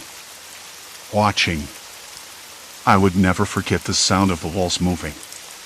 The night air smelled of rain and something else, a faint hint of promises broken and lives rearranged. I swallowed hard. Survival wasn't just about escape. It was about what you carry back with you. And I carried the hotel with me. Story 5, Shifting Suite, the room that rearranged. There was something oddly clinical about the air as I stepped through the revolving doors of the Meridian Hotel. The hotel was supposed to be state-of-the-art, a kind of futuristic experiment in hospitality. Smart rooms, the brochure had said, designed to anticipate your every need. I'd booked a room for 2 nights, mostly for the novelty. My job sometimes took me to strange places, but this was a first. I wasn't expecting anything particularly weird, just a change of scenery and maybe a good story for the blog. Nothing that would unsettle me when the lights went out. The lobby was vast, with high ceilings and polished marble floors that reflected the soft glow from recessed LEDs. A few guests sat scattered on sleek leather chairs, absorbed in their phones or quietly chatting. The walls bore large digital panels cycling through serene landscapes, mountains, oceans, forests, each image so crisp and vivid it almost felt like you could step into them. I noticed a faint hum of ventilation mixed with the subtle clicking of mechanical parts somewhere behind those walls. It was almost hypnotic. "Welcome to Meridian," said a voice, smooth and precise, from the reception desk. The clerk was a man in his late 30s, pale-skinned and wearing a dark blue suit that seemed tailored to match the hotel's minimalist aesthetic. His smile was polite but brief, as if he had 100 check-ins to perform and no time for small talk. I handed over my ID and reservation confirmation. The touchscreen on the counter lit up, and a soft chime played as he tapped on the screen. "Your room is 718, he said. "The smart system will assist you with everything. If you need anything, just use the control panel by the bed or the wall-mounted tablet in the living area." I nodded, glancing toward the elevators. "Thanks. Anything I should know?" "About the technology, I mean?" He hesitated for a second, then said, "The rooms adjust themselves overnight to optimize comfort and security. You might notice some changes in layout when you wake up." His tone was flat, but there was a flicker of something in his eyes, maybe concern. I wasn't sure. "Changes in layout?" I echoed, raising an eyebrow. He shrugged. "Minor. Nothing to worry about. It's part of the experience." The elevator bell chimed, and I stepped inside, pressing the button for the 7th floor. The doors slid shut smoothly, and the fluorescent lights overhead cast a pale glow. The air smelled faintly of ozone, like the inside of a new car. I looked down at my phone, checked the time, and sighed. I was tired from the trip, but curious enough to explore. The corridor on the 7th floor was quiet, almost eerily so. The thick carpet muffled my footsteps, and the walls were a pale off-white with subtle metallic flecks that caught the light just enough to shimmer. Each door was marked with a digital display that showed the room, with its faint smell of dust and decay number in soft blue light. I found 718 easily and swiped my key card. The door unlocked with a gentle beep. Inside, the room was pristine. Minimalist furniture, an unmade bed with crisp white sheets, a small desk with a built-in touchscreen, a sleek couch facing a wall-mounted TV. The window stretched across one wall, revealing a view of the city skyline, dotted with lights that twinkled in the early evening gloom. The air here smelled faintly of clean linen and a hint of something floral, maybe jasmine. I set my bag down and took a deep breath. I moved toward the tablet on the wall, tapping through the initial setup screens. The interface was slick and responsive, allowing me to adjust lighting, temperature, even the ambient sounds. I selected City Rain, and the soft patter of raindrops began to play through hidden speakers, a comforting background hum. I sat on the edge of the bed, feeling the coolness of the sheets against my palms. Something about the room felt off, but I couldn't put my finger on it. Maybe it was the silence. No footsteps in the hallway. No distant murmur of guests. Just the rain sounds and the faint mechanical hum from the walls. I pulled out my laptop and decided to email a quick check-in to a friend. The Wi-Fi signal was strong, surprisingly fast, but then the connection dropped without warning. That was odd. I refreshed, but the network icon blinked with a small red cross. I frowned, tapping the tablet's network settings. Everything looked normal. No alerts. I tried rebooting the room system through the control panel. The screen flickered, then stabilized. The connection returned, but only briefly. By the time I finished my email, it dropped again. I repeated the process, frustration creeping in. There was no emergency button or phone in the room, just the tablet and the control panel. Both operated normally, except for the network glitches. I chalked it up to a temporary glitch. Technology, I muttered to myself. Always something. Later, I decided to order dinner through the room service app on the tablet. The menu was extensive, with options tailored to dietary preferences and even mood-based suggestions. I chose a simple pasta dish and a sparkling water. The confirmation came instantly. As I waited, I wandered over to the window. The rain had started for real, coating the glass in a thin, shimmering layer. The city lights blurred through the droplets, turning everything into a mosaic of colors. I leaned my forehead against the cool glass and closed my eyes. There was a faint creak somewhere behind me, like the settling of a heavy door or the shifting of a large piece of furniture. I turned sharply, expecting to see a staff member or another guest, but the room was empty. The walls were bare except for the tablet, the TV, and a small framed print of an abstract landscape. I shook my head. Probably the building settling. Older hotels did that all the time. My phone buzzed on the desk. A message from the front desk. Good evening, Mr. Clark. We hope you're comfortable. Please let us know if you require any assistance. Friendly, but a little too formal. Thanks, I typed back. All good so far. The response was immediate. Excellent. Remember, your room adapts overnight to enhance your experience. Should you notice any changes, please explore them. They are designed for your comfort. I frowned. Explore changes sounded more like an invitation than a warning. Dinner arrived just after 8 p.m. The pasta was perfectly cooked, with a faint hint of basil and garlic. I ate slowly, watching the rain intensify outside. The constant mechanical hum persisted, low and steady. I realized I hadn't heard any footsteps or doors opening and closing for hours. Not one. I checked the digital clock on the bedside table. 9:15 p.m. I decided to take a shower before bed. The bathroom was sleek, with a rainfall shower head and a mirror that doubled as a touchscreen. The water was hot and steady, the sound that seemed to vibrate in my bones drowning out the silence outside. When I stepped out, the mirror displayed the news and weather automatically. I tapped it off and wrapped myself in a soft towel. Back in the room, I switched off the lights except for a small bedside lamp. The rain noises continued softly. I pulled back the covers and slid under the sheets. The mattress was firm but comfortable, the pillows cool against my neck.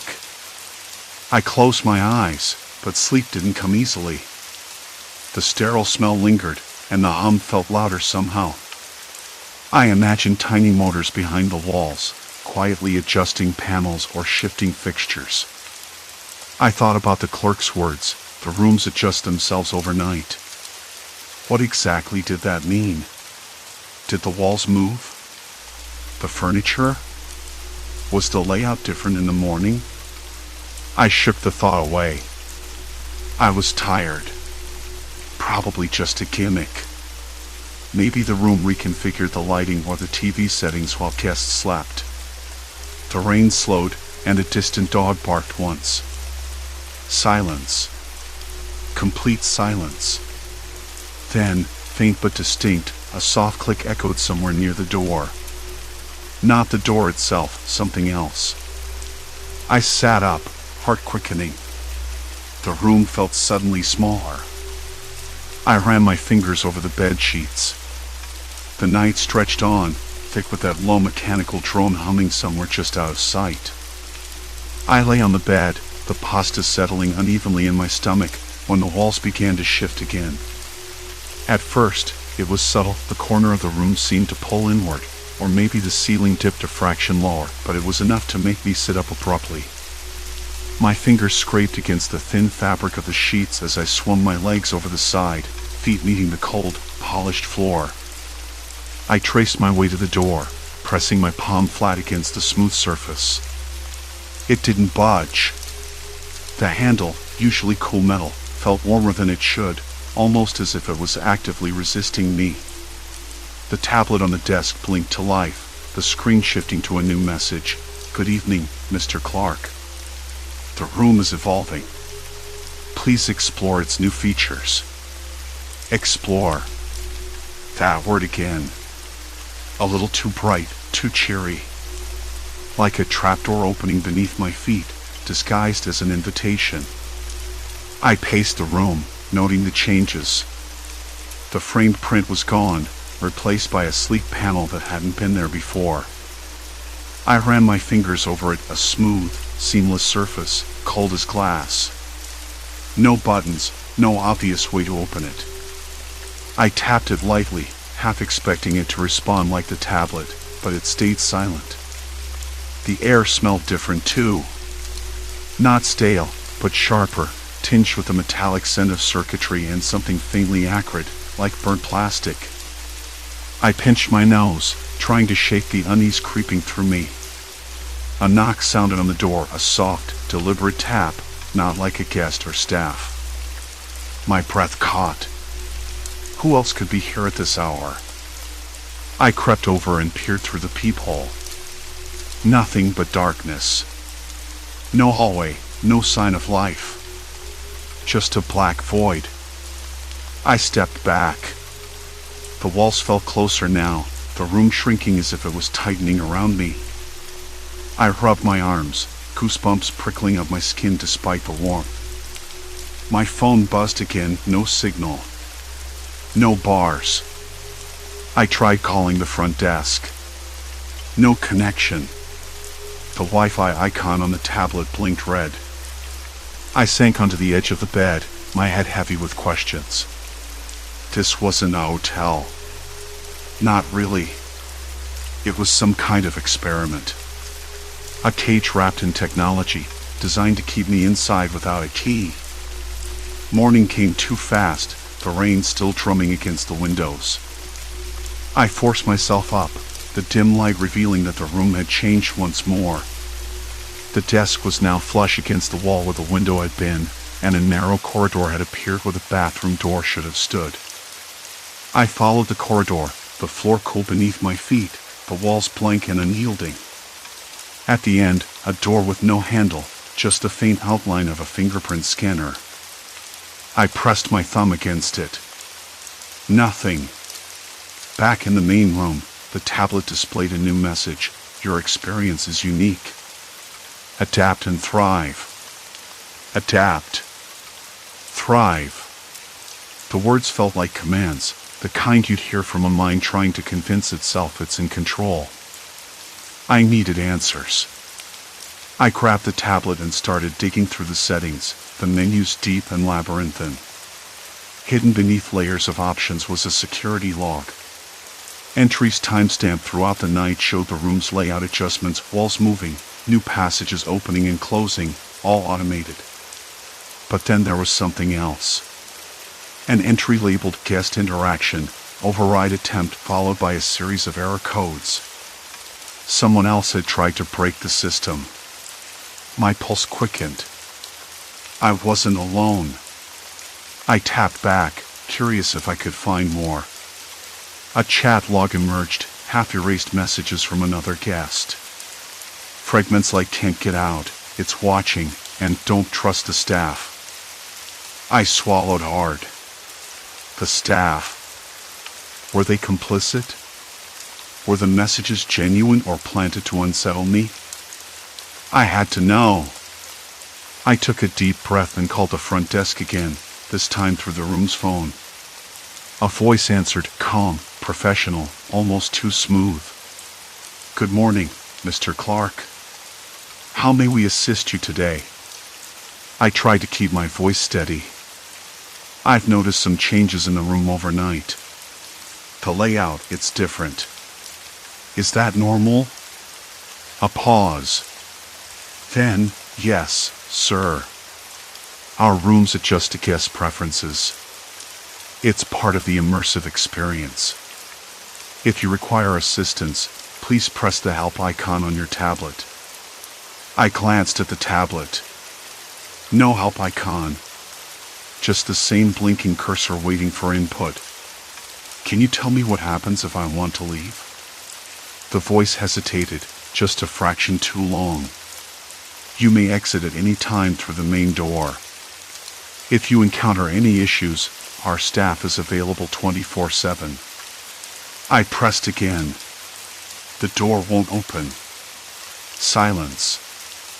Then, please refrain from tampering with room controls, Mr. Clark. Failure to comply may result in service suspension. Service suspension? The words echoed ominously in my ears. The call ended abruptly. My hands trembled as I set the phone down. I wasn't just trapped by shifting walls. I was trapped by people. I needed to find another way. Something to bypass the system. I searched the room again, fingers sliding along the surfaces, tapping walls, listening for hollow sounds. Behind the panel where the picture had been, I found a faint seam. The faint hum of forgotten memories seemed to cling to the walls the moment I crossed the Meridian Hotel's threshold. Pressing inward, a small compartment popped open, revealing a thin, metallic card. I pulled it out slowly, the edges cold and sharp against my skin. No markings, just a chip embedded in one corner. Could this be a key? An override? I didn't know, but it was the first concrete clue I'd found. The rain intensified outside, rattling the window panes like a warning. The mechanical hum grew louder, almost as if the building itself was breathing. I slid the card over the fingerprint scanner on the corridor door. A soft click. The door swung open. A narrow passage stretched beyond, dimly lit by recessed LEDs. The smell of damp concrete and something faintly chemical filled the air. I hesitated. Part of me screamed to stay put, to wait for help. But the other part, the part that had been boxed in too long, demanded I move forward. I stepped through the door, the corridor closing silently behind me. The hotel was no longer a place of rest. It was a labyrinth. And I was inside. Ahead, I saw a faint glow of flickering light at the end of the passage. As I moved closer, the sound of muffled voices drifted through the walls, indistinct but urgent. Then, a whisper, barely audible, brushed past my ear. Don't trust them. The walls shifted again. The seam under the picture frame was more than I expected. It wasn't just a crack or a poorly finished joint, it was a panel, barely noticeable unless you pressed your ear to the wall. My fingers traced along it, feeling the slight give beneath the smooth plaster. A hidden door. That in itself was unsettling. Hotels rarely hid doors inside walls, especially not ones that led anywhere useful. I pressed gently, then harder, until the panel shifted inward with a quiet click. Behind it was a narrow cavity, maybe a foot deep, nothing more. A dead end.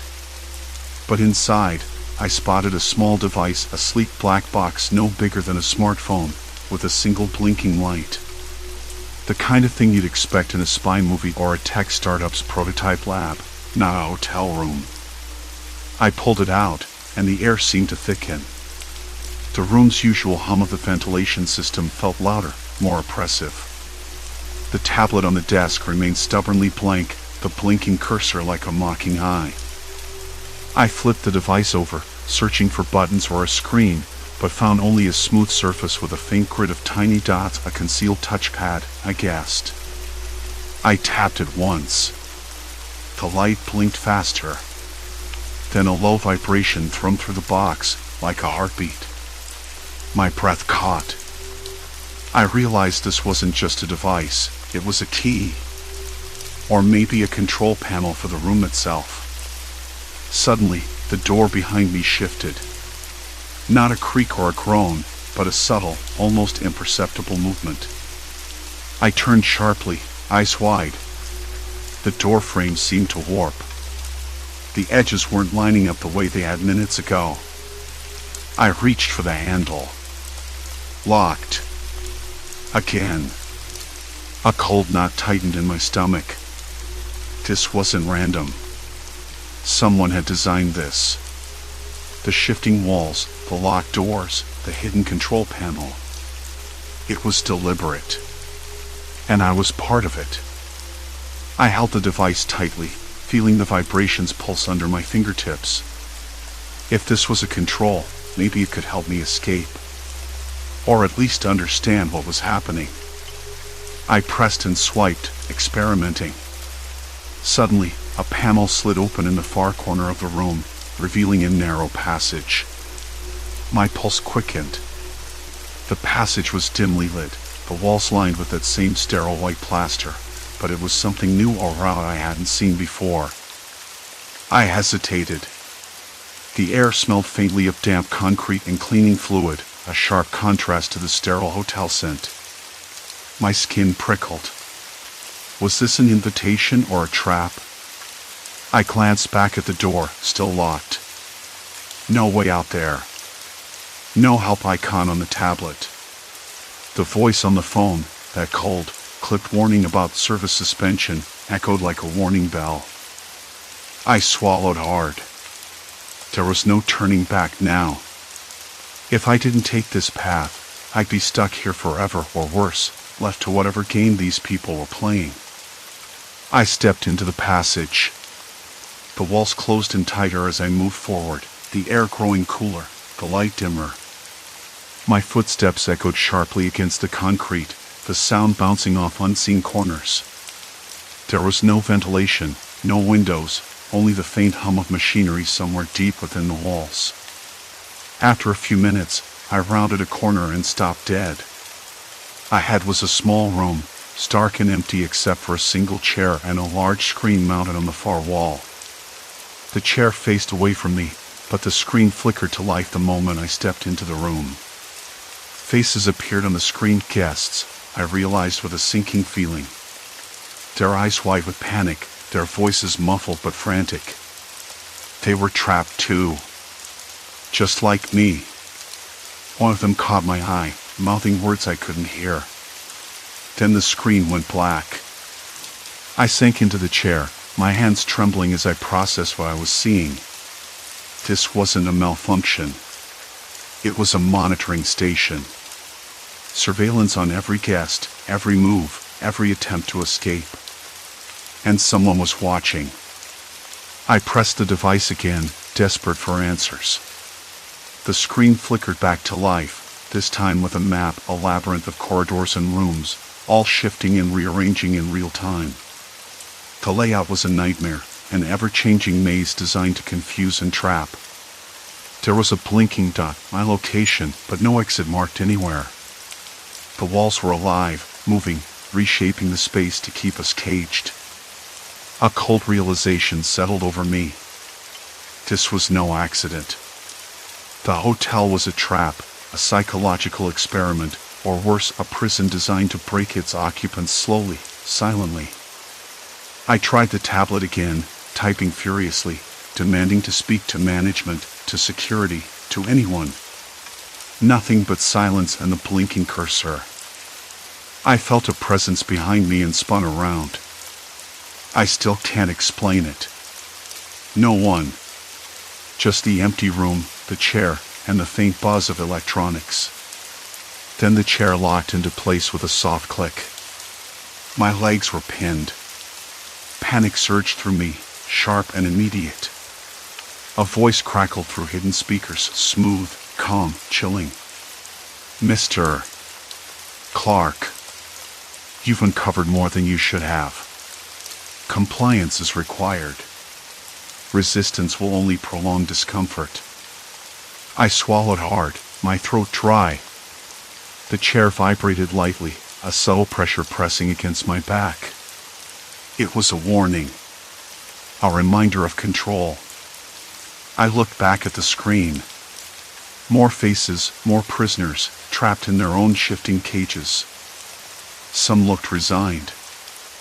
The heavy scent of dust and old paper greeted me before the creaking of the lobby floorboards announced my arrival at the Meridian Hotel. Others, like me, still struggling against their confines. There was no help coming. No staff to rescue us. No emergency exit. Only the maze. The watchers. The trap. I clenched my fists, the device still pulsing softly in my hand. Somehow, someway, I had to find a way out. Before the walls closed in completely. But for the first time, I knew I wasn't just lost in a hotel. I was caught in a carefully orchestrated game, with rules I didn't understand and stakes far higher than I ever imagined. And the night was only beginning. The chair didn't loosen its grip. My legs were locked in place, the vibration against my spine a quiet, insistent reminder that I wasn't in charge here. The voice, calm, collected, venomous, had filled the room, with its faint smell of dust and decay, and now the silence that followed it was almost worse. I swallowed, dry and rough, eyes darting back to the screen. Faces. More prisoners. Hollow eyes that flickered with a mixture of hopelessness and defiance. They weren't just guests, they were captives. I wanted to say something, to shout, to demand answers, but the words caught in my throat. My fingers drummed nervously on the armrest, rattling softly against the synthetic leather. The faint hum of the electronics was steady, unyielding. Somewhere beyond the thin walls, I thought I heard footsteps, distant but deliberate, too measured to be casual hotel staff. Compliance is required, the voice said again, this time a shade colder, almost bored. Resistance will only prolong discomfort. Discomfort. The word echoed in my mind, a promise and a threat wrapped into one. My hands trembled, but I forced myself to breathe evenly, counting slowly 1, 2, 3, trying to steady the storm rising inside. The room seemed to pulse with a subtle rhythm, the walls shifting just enough to disorient without overtly changing. I could almost feel the surfaces move beneath my fingertips when I brushed against the table edge. Why here? Why me? The question spun relentlessly. The hotel was a cage, a labyrinth designed to twist perception and crush will. I knew that much now. But who was behind it? And what was the end game? The tablet screen flickered, then brightened. A new message appeared, typed out in neat, deliberate letters. Let's begin the test, Mr. Clark. The chair vibrated again, this time a little stronger, as if inviting me to play along. I stared hard, willing myself not to react, though my skin prickled with unease. I tried to move my legs, testing the locks. They held firm, unyielding. I glanced around, searching for anything, any imperfection, any chance of escape. The walls shimmered faintly in the low light, their surfaces almost liquid in their fluidity. The cool, recycled air smelled faintly of ozone and something metallic, like the edge of a fresh paper cut. My throat tightened. Test? What test? I whispered to myself, voice hoarse. What do you want from me? A low beep interrupted the silence. The tablet screen split, showing two images side by side, one of a corridor lined with identical doors, the other a narrow stairwell spiraling downward into darkness. Both looked impossibly long, stretching beyond the edges of the screen. Choose, the message blinked below the images. I blinked back at it, heart hammering. Choose? Choose what? I leaned forward, trying to see if the images were live feeds or just simulations. The corridor had a flickering light at the far end, casting long shadows that moved like smoke. The stairwell was pitch black, swallowing everything beyond the first few steps. I swallowed again, dry as sandpaper. This isn't a game, I said aloud. If I pick wrong, what happens? No reply. Just the blinking cursor, waiting patiently, like a predator. The chair vibrated once more, pressing gently against my back.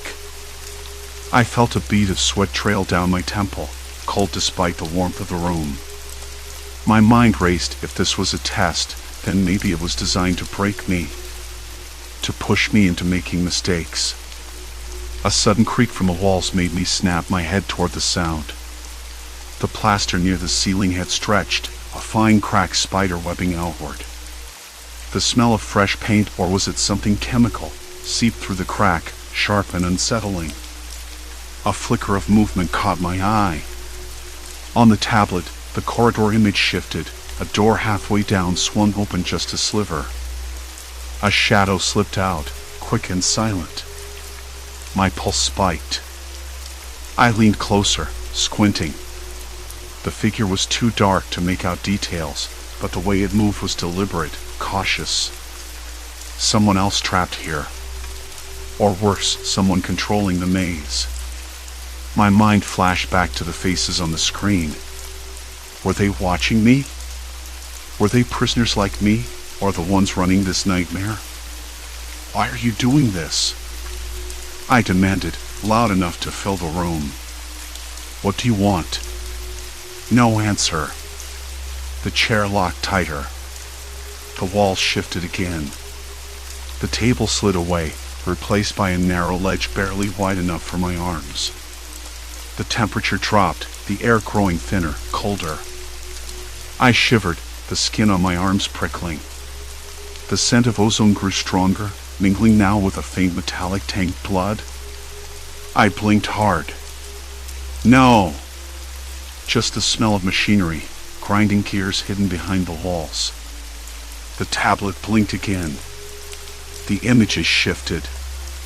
Now both the corridor and the stairwell were gone. Instead, a third image appeared, a small, windowless room, walls lined with cameras. The message read, Isolation chamber. Time limit, 30 minutes. Survive. Survive? I echoed, voice cracking. I pressed my palms into the armrests, nails digging into the padding. The chair vibrated, then locked in place completely. No movement. No escape. I tried to think, to calm the whirlwind of panic spiraling in my chest. 30 minutes. Isolation. Whatever was next, it was designed to break me down, piece by piece. The lights dimmed until the room was bathed in a dull, oppressive gray. The air thickened, stale and suffocating. My breath came shallow and fast, tasting faintly of iron. The tablet screen went black. Silence. Complete silence. I closed my eyes, willing my racing heart to slow. I pictured the faces again, the resigned, the desperate, the broken. If they had survived this far, so could I. I had to. A soft click echoed behind me. The chair tilted forward slightly, forcing me into a cramped position. A hidden speaker crackled. Begin. My hands clenched into fists. The chair vibrated, a low hum building beneath me. The walls creaked, shifting once more. The dim glow of flickering sconces cast trembling shadows across the Meridian Hotel's deserted lobby. In the dark, the chair tightened around my legs, metal restraints biting into my skin. The room seemed to inhale, walls inching closer as if trying to swallow me whole. My throat burned, dry and metallic. I swallowed hard. I wasn't ready to give in. Not now. But the truth was unavoidable. I was trapped. Completely. Then, just as the pressure became unbearable, the chair shuddered and released me. I slumped forward, chest heaving like a caged animal set free for a moment only to be caught again. The walls steadied. The lights softened. My fingers dug into the armrests, leaving tiny crescents in the fabric. And a flat voice crackled from the speaker. For a long moment, I didn't move. The silence afterward felt heavier than the test itself. My wrists ached where hidden straps had held me. The stale air clung to my tongue with a metallic tang that made me shiver. I forced myself to stand. My knees creaked, uncooperative. On the side table, the tablet blinked awake, its familiar blue hotel logo pulsing gently. I tapped its screen, checkout, assistance, room service. None responded. The phone was dead. My mobile had no signal. The door refused to budge. No cameras, no sensors, nothing obvious. Yet I felt watched. I swallowed the rising panic. I couldn't let this place break me. Not like it had broken others. Hours passed before the door finally clicked open. Not triumphantly, mechanically, indifferently. I hesitated, half expecting a trick, but nothing shifted. The corridor beyond was dim, quiet. I stepped into the hall. The carpet changed under my feet, a synthetic texture that smelled of chemicals and burnt plastic. The hallway stretched on endlessly, doors perfectly spaced, each one identical.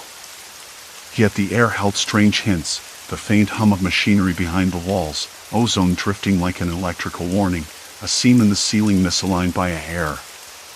This place was engineered. Controlled. Intelligent. One door sat slightly ajar. Pale light spilled onto the carpet. Inside, the room was empty except for a rumpled bed and a scarf left behind, a reminder someone else had been here. Or was still lost somewhere in the maze. A tapping sound reached my ears. Soft. Rhythmic. I followed it to a service closet. The door was cracked open, and inside, a man sat slumped against the wall. Pale. Sweating. Shaking. His eyes met mine. Relief flickered there, fragile, fading. "You made it," he whispered. I thought I was alone. I knelt beside him. "What happened?" His lips trembled. "Some of the staff, they watch us. They control the rooms. The hotel, it's a test. All of this. We're experiments." The word lodged in my chest like broken glass. "How long?" I asked. 3 days. Maybe more. I steadied him, forcing my own fear down. "Come on. We're getting out." The hallway shifted as we moved, subtle changes, barely noticeable unless you were watching. Together, we learned to read the signs, the flickering lights, the distant work gears preparing to move the walls, the pattern in the carpet that wasn't there minutes earlier. Finally, we found an emergency exit. Barred, but not locked. The stairwell air hit us, cool, fresh. Real. Hope. We descended, step by cautious step, until voices rose from below. Footsteps. Orders. Men. We froze. "They're down here. Don't let them out." The stairwell door below burst open. 2 uniformed men stood there, weapons holstered but hands hovering near them.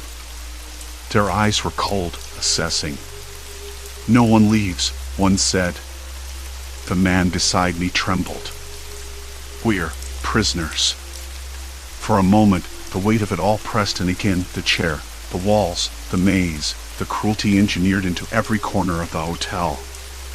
Then something broke loose inside me. A clarity. "No," I said quietly.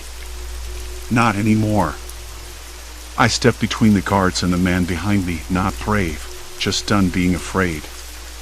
"You're not hiding this any longer." Something shifted in their expressions, not fear, but calculation. The facade was too fragile now. Too many flaws exposed. Too much risk. "You don't understand what this place is," one guard said. "I don't need to," I replied. I just know we're leaving. And to my astonishment, they stepped aside. Not willingly, not approvingly, but because the system they served had rules, 2 lines that, once crossed, risked exposing everything. Maybe they feared witnesses. Maybe they feared consequences. Or maybe they simply didn't expect resistance. We passed them slowly, holding our breath until we were through the final door and out into the hotel's back corridor. Fresh night air met us. Cold. Honest. The street outside buzzed with life, cars, voices, the comforting randomness of a world not controlled by shifting walls. The man beside me let out a broken laugh. We made it. I nodded, feeling the weight of the last hours melt into something softer. Yes. We did. We walked away from the Meridian Hotel, its towering facade glowing behind us like the eye of a creature finally losing interest in its prey. We didn't look back. We didn't need to. We were free. Story 6, Unseen Intruder, Signs of a Silent Stalker. The first time I noticed something was wrong, I shrugged it off. I was standing in the center of my apartment, the late afternoon sun casting long, lazy shadows on the hardwood floor. The air smelled faintly of lemon cleaner, the scent I always used on Mondays. It should have comforted me. Instead, it felt clinical, too clean, as if someone had scrubbed not just the surfaces but the atmosphere itself, trying to erase something invisible. I shook my head and muttered, maybe I'm just tired. I'd been working late most nights this week. The office had piled on the projects, and I barely had time to eat, let alone pay attention to how I stacked my dishes. Still, that nagging feeling stuck with me. Later that evening, I sat on the couch scrolling through my phone. The glow of the screen was the only light in the room, the rest of the apartment swallowed by darkness. I noticed my phone was unlocked, which was strange. I always locked it when I left the room. A quick glance at the notifications revealed a few unread texts from unknown numbers. I frowned and tapped the messages open. "Hey, are you there?" one said. Another read, "I saw you today." I blinked, fingers hovering over the screen. I didn't recognize the numbers. There was no way I had missed these messages. My phone didn't just unlock itself. A prickly chill crawled up my spine. I locked the phone and set it on the coffee table, the silence in the room suddenly heavier. I wanted to tell myself it was a prank or a mistake. Maybe someone had found my phone earlier and sent the messages. But the thought didn't sit right. I never left my phone unattended. Not once. The next day was uneventful, or it should have been. I went to work, drank my usual black coffee, and took the same bus route home. The apartment smelled normal when I got back. Familiar. But then I noticed the throw pillow on the couch was flipped upside down. Not a big deal, really, but something about it felt off. I checked the locks, making sure the door was secure. The deadbolt was turned, the latch clicked firmly. Still, I couldn't shake the feeling that I wasn't alone. I kept glancing at the windows, half expecting to see a shadow move outside, but there was nothing but the quiet street and a stray cat prowling near the dumpster. I tried to laugh it off. "You're imagining things," I told myself. "Just stress." But the pit in my stomach deepened. That night, I left the apartment to grab a late dinner. The place was quiet when I returned, but the faint hum of the refrigerator seemed louder, more insistent. I dropped my bag by the door and headed to the kitchen. The fridge door was slightly ajar. I froze. The familiar hum stopped. My breath hitched. I pushed the door open fully. Nothing was missing or out of place inside. Milk, eggs, leftovers, all accounted for. Just the door left open, like a careless guest. I closed it firmly and leaned against the counter, my fingers trembling. "No one's been in here," I whispered, though my voice cracked. I double-checked the locks again. Deadbolt, latch, chain, all secure. I even peeked through the peephole. Empty hallway. No shadows, no footsteps. That night, sleep was elusive. The apartment felt different, like it was holding its breath. I kept hearing creaks and soft thuds, but I was the only one home. When I finally drifted off, it was into restless, shallow sleep. The following morning, I found a note on the kitchen table. It wasn't there the night before, I was sure. The paper was plain, folded neatly in half. The handwriting was illegible, scribbled in a hurried, uneven scrawl. Watching, it said. No signature. No explanation. My hands trembled as I unfolded the note again. I scanned the tiny words, trying to make sense of it. I should have called someone. I should have told a friend. But the words stuck in my throat. Watching. Not violent, but chilling. I spent the day glancing over my shoulder, every creak and groan of the building making me jump. The neighbors went about their routines, oblivious to the tension coiling inside my chest. That evening, I tried to put the pieces together. The shifted mug, the unlocked phone with strange messages, the fridge door ajar, and now this note. Someone had been inside my apartment. Someone who knew my routines, my habits. Someone who wanted me to know they were there. I felt exposed, like my private space had been violated in a way that no lock or bolt could prevent. The walls seemed too thin, the windows too wide open, even though they weren't. I couldn't sleep again. I sat on the windowsill, the cold glass pressing against my back, and watched the street below. A dog barked somewhere in the distance. The streetlight flickered overhead, casting a stuttered glow. I wrapped my arms around my knees, trying to steady my breath. I didn't know who was watching, or why. But I knew one thing, I wasn't imagining it. And whatever was happening, it wasn't going to stop. The silence stretched, thick and heavy, until a shadow slipped past the edge of the lamplight. My heart hammered against my ribs as I struggled to make sense of the dark figure moving just beyond clear sight. I wanted to look away, but something held me fast, rooted to the spot. The shadow didn't move again. I sank down from the windowsill, my back scraping against the cold glass as I slid to the floor. The chill bit through my shirt, but I barely noticed. My mind was spinning, replaying that silhouette, its slow, deliberate movements. Someone was out there. Watching. Waiting. It was past midnight.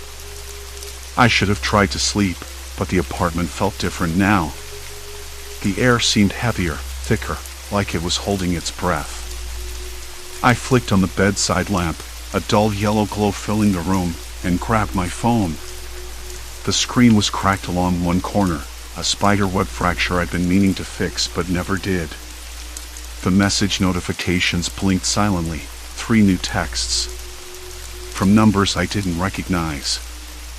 I hesitated before unlocking the phone. The pattern on my lock screen was the same one I always used. It hadn't changed. But the phone was already unlocked when I picked it up. That was impossible. I'd been sure I locked it before bed. The texts read, "I know you're awake. Stop looking out the window. We're closer than you think." No name. No signature. Just those sentences, each one a cold drip in the quiet night. My fingers trembled as I typed a reply. Who is this? Instead of sending, I deleted it. What good would it do? If whoever was behind this wanted me to know they were here, responding might only encourage them. I turned off the phone and set it on the nightstand, but even in the dark, I could feel its faint glow, like a beacon. Sleep was out of the question. I stayed awake, eyes flicking between the window and the door leading to the hallway. Every creak of the building, every distant sound of cars or footsteps, made my skin crawl. When morning finally came, it felt like a betrayal. The sun poured through the blinds, bright and indifferent, as if nothing had happened. I stared at the ceiling, the words from the texts echoing in my mind. "We're closer than you think." How close? Had someone been living in the building all along? Watching me? I couldn't shake the feeling that the walls were closing in, that I was trapped in a cage of my own making. I decided I couldn't just sit and wait for the next intrusion. I needed to understand what was happening. I needed to catch whoever was behind this. First, I checked every lock on the doors and windows. All secure. Then I moved through the apartment, scanning for anything out of place. The coffee mug on the counter was still half full from the night before, but it looked like it had been moved slightly, just enough to catch my eye. The stack of mail by the door had one letter shifted forward, no stamp, no return address. I picked it up. The envelope was thick, heavy. Inside was a single sheet of paper, folded neatly in thirds. The handwriting was neat but unfamiliar. "You're not as safe as you think. Look closer. Listen carefully." No signature again. I swallowed hard and put the note down. Whoever this was, they knew I was paying attention. I called my friend Sarah. She'd been my confidant for years, the one person I could trust when things got weird. "Hey," I said when she picked up, trying to keep my voice steady. "Hey, you sound off. Everything okay?" I hesitated. "Not really. Something's wrong. Someone's been in my apartment. Last night I saw a shadow outside, and my phone was unlocked with creepy messages." There was a pause on the other end. "That's awful. Are you safe?" "I don't know. I'm trying to figure it out. I'm going to check the building's security cameras and maybe talk to the neighbors. Please be careful. Do you want me to come over?" I thought about it. Part of me wanted someone here, even if it was just for company. But I didn't want to put her in danger. "Maybe later. I'll call you." After hanging up, I grabbed my jacket and headed out. The lobby was quiet, the usual hum of the heater filling the space. I found the building manager's office and knocked. No answer.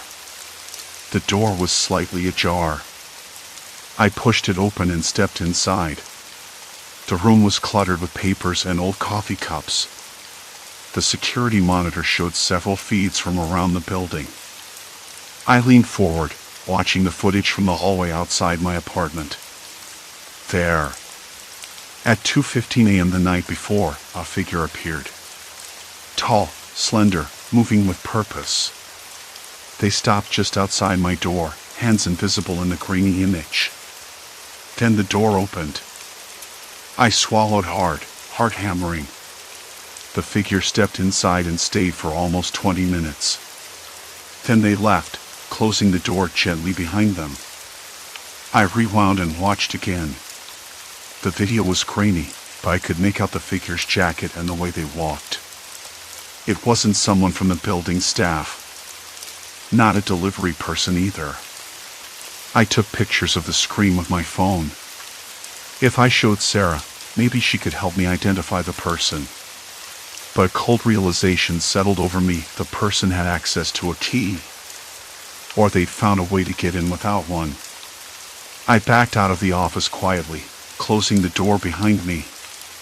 The hallway felt different now, somehow heavier. Over the next few days, I kept a detailed log. Every morning, I checked for changes, items moved, messages on my phone, the faintest sign of intrusion. I installed a cheap motion sensor app on my phone, hoping to catch movement when I wasn't home. Sarah came over one afternoon. She brought coffee and a calming presence I desperately needed. We sat on the worn couch, the light from the window softening the edges of the room. "Have you told the police?" she asked gently. "No. I don't think they'd take it seriously without clear evidence. I'm not even sure what I'd say without sounding crazy." She nodded. "I get it.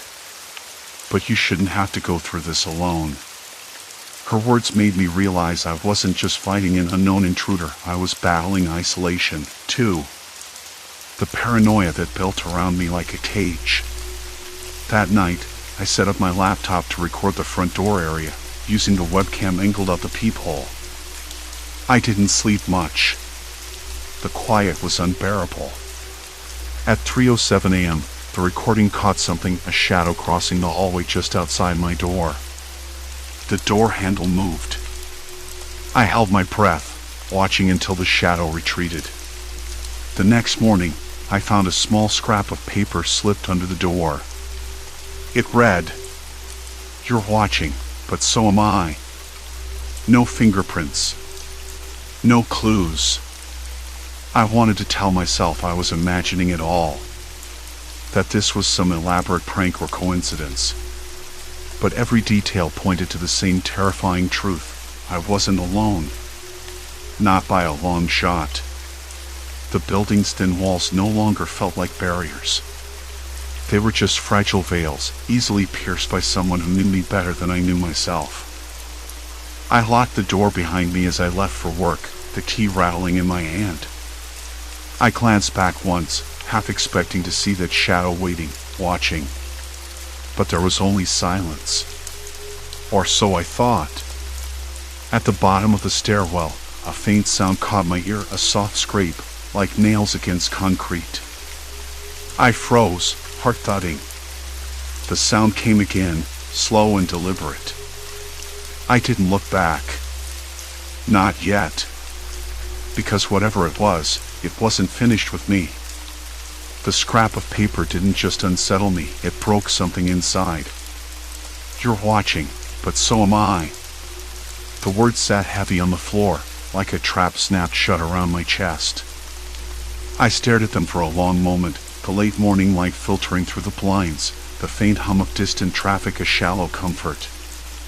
I wanted to tear it up, flush it, anything to erase the proof that this wasn't just a bad dream. But I didn't. I kept the note. I needed to see it again, to remind myself what I was up against. I hadn't slept again. My eyes burned, my skin prickled with the rough edge of exhaustion. I paced the apartment, searching for some sign I'd missed, some clue that could explain how the intruder bypassed the lock, how they knew my habits so precisely. The front door had no scratches, no signs of forced entry. The windows were locked tight. Yet, every morning brought a new subtle change, a cushion slightly askew, a glass moved a few inches, my phone unlocked with unread messages from strangers who seemed to know intimate details about me. I had to accept it. Someone was inside. Someone who wasn't just passing through. The laptop was still recording the hallway outside my door. I watched the footage again, squinting at the grainy black and white. At 3:07 a.m., a shadow slipped across the frame, slow and deliberate. The handle twitched, and I clenched my fists so hard my nails bit into my palms. The shadow lingered, waiting, before fading back down the hall. I wanted to scream, to rip the door off its hinges. But I sat there, frozen, watching. I called Sarah. My voice was brittle, almost foreign to my own ears. "Sarah, I think someone's been inside my apartment." There was a long pause. She swallowed, then said, "I'm coming over." Her presence was the only thing that pierced the suffocating silence. When she arrived, her eyes were sharp, scanning the room like she was already piecing together a puzzle I hadn't even seen yet. "We need to figure out how they're getting in," she said, voice low but steady. I nodded, unable to speak. My legs felt weak, my hands trembling slightly as I handed her the scrap of paper. She frowned. This is a message, not just a threat. She looked around, then toward the door. They want you to know they're here. Watching. I swallowed hard. The idea was unbearable. To be nothing more than a spectacle for some unseen audience. That night, we didn't sleep. Sarah sat beside me on the couch, laptop open, searching for anything at all that might explain the messages, the intrusions. The phone buzzed again.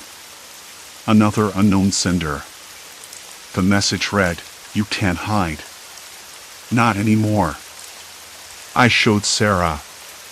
She frowned, fingers flying over the keyboard. "Look at this," she said, opening a map. Nearby cameras, security footage indexes. There's a pattern. Someone's been tracking your movements for weeks. Weeks. I thought I'd only just noticed. The realization crushed me. The intruder wasn't just inside my apartment, they'd been stalking me long before.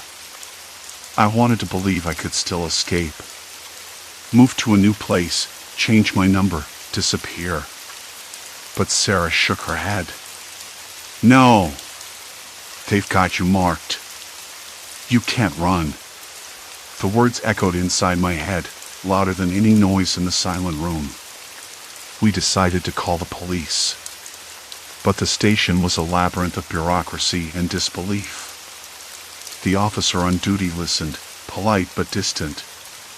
Without evidence of forced entry or a clear suspect, there's not much we can do, he said. I caught Sarah's eye. We both knew this was a dead end. Back in my apartment, I locked every door and window, double-checked the chain lock, the peephole camera still recording. But the feeling of safety was a cruel joke. Suddenly, my phone lit up again. Another message. This time, it wasn't a warning or a taunt. It was a photo. The image was grainy. A figure stood just inside my apartment, near the kitchen. I squinted. The silhouette was shadowed, but unmistakably human. The arm reaching out, the slow, deliberate movements. I staggered back, knocking over a lamp. The warm glow spilled across the floor, shadows dancing like ghosts. Who is this? I whispered. Sarah's hand found mine, squeezing tight. We need to find out who, she said. But I knew, deep down, that this wasn't just a game anymore. I crossed a line, the point of no return. I was trapped in a nightmare that followed me wherever I went, a constant presence in my own home. The doorbell rang. Sharp. Sudden. Twice. I froze. Sarah's eyes were wide. Don't answer, she breathed. The second ring came, more urgent, impatient. I could feel the pounding of my heart in my ears, the cold sweat on my skin. A knock followed, soft but deliberate. Hello, a voice called out. Familiar. Too familiar. I recognized it instantly. It was my own voice. Only it wasn't me. I pressed against the wall, holding my breath. The doorbell rang again. And then, silence. Complete silence. I realized then that the intruder wasn't just watching from the shadows. They were inside me, inside my life. The apartment didn't feel like mine anymore. It belonged to someone else. Someone waiting for me to break. The silence after the last ring was suffocating. Sarah's hand still gripped mine, but her fingers trembled, and so did mine. The kind of tremble that starts deep in your chest and radiates outward, making your limbs feel both heavy and brittle. I pressed my back harder against the cool plaster of the hallway wall, trying to disappear into it. My voice echoed in my head, a twisted mirror that didn't belong to me. I swallowed hard. The door didn't move, No shadow slipped beneath the threshold, but the weight in the air thickened until it was almost physical. "Who was that?" Sarah whispered, barely audible. I shook my head, unable to answer. Because I didn't know. The worst part wasn't the knocking or the false voice. It was the certainty that whoever this was had been inside the apartment. Had been here all along. And they knew me well enough to imitate me. The clock on the wall ticked loudly in the silence. 1, 2, 3. I counted seconds as if they were lifelines. When the tension grew unbearable, I edged away from the door, every movement deliberate, careful not to make a sound. I glanced at the peephole, expecting to see nothing but the empty hallway. Instead, the glass was smeared, like someone had pressed a hand against it and then wiped it off clumsily. The faint scent of stale smoke lingered in the air, even though I'd never smoked in this apartment. Sarah's breath came out in a shaky sigh. "We can't stay here tonight," she said. I didn't argue. The thought of sleeping in the same place where someone had slipped in, watched me, and then vanished like a ghost was unbearable. But leaving meant stepping into the unknown outside, and that was just as terrifying. I grabbed my phone from the kitchen counter, holding it like a lifeline. The screen lit up, casting a pale glow in the dark apartment. New messages from unknown numbers waited, hundreds of them now. Hard to believe, I know. Mostly gibberish, some just single words. I opened one at random. "Watching you." The words burned on the screen. I didn't need to read the others to know they were all the same empty, menacing message. Someone was trying to break me down, piece by piece, with whispers and shadows.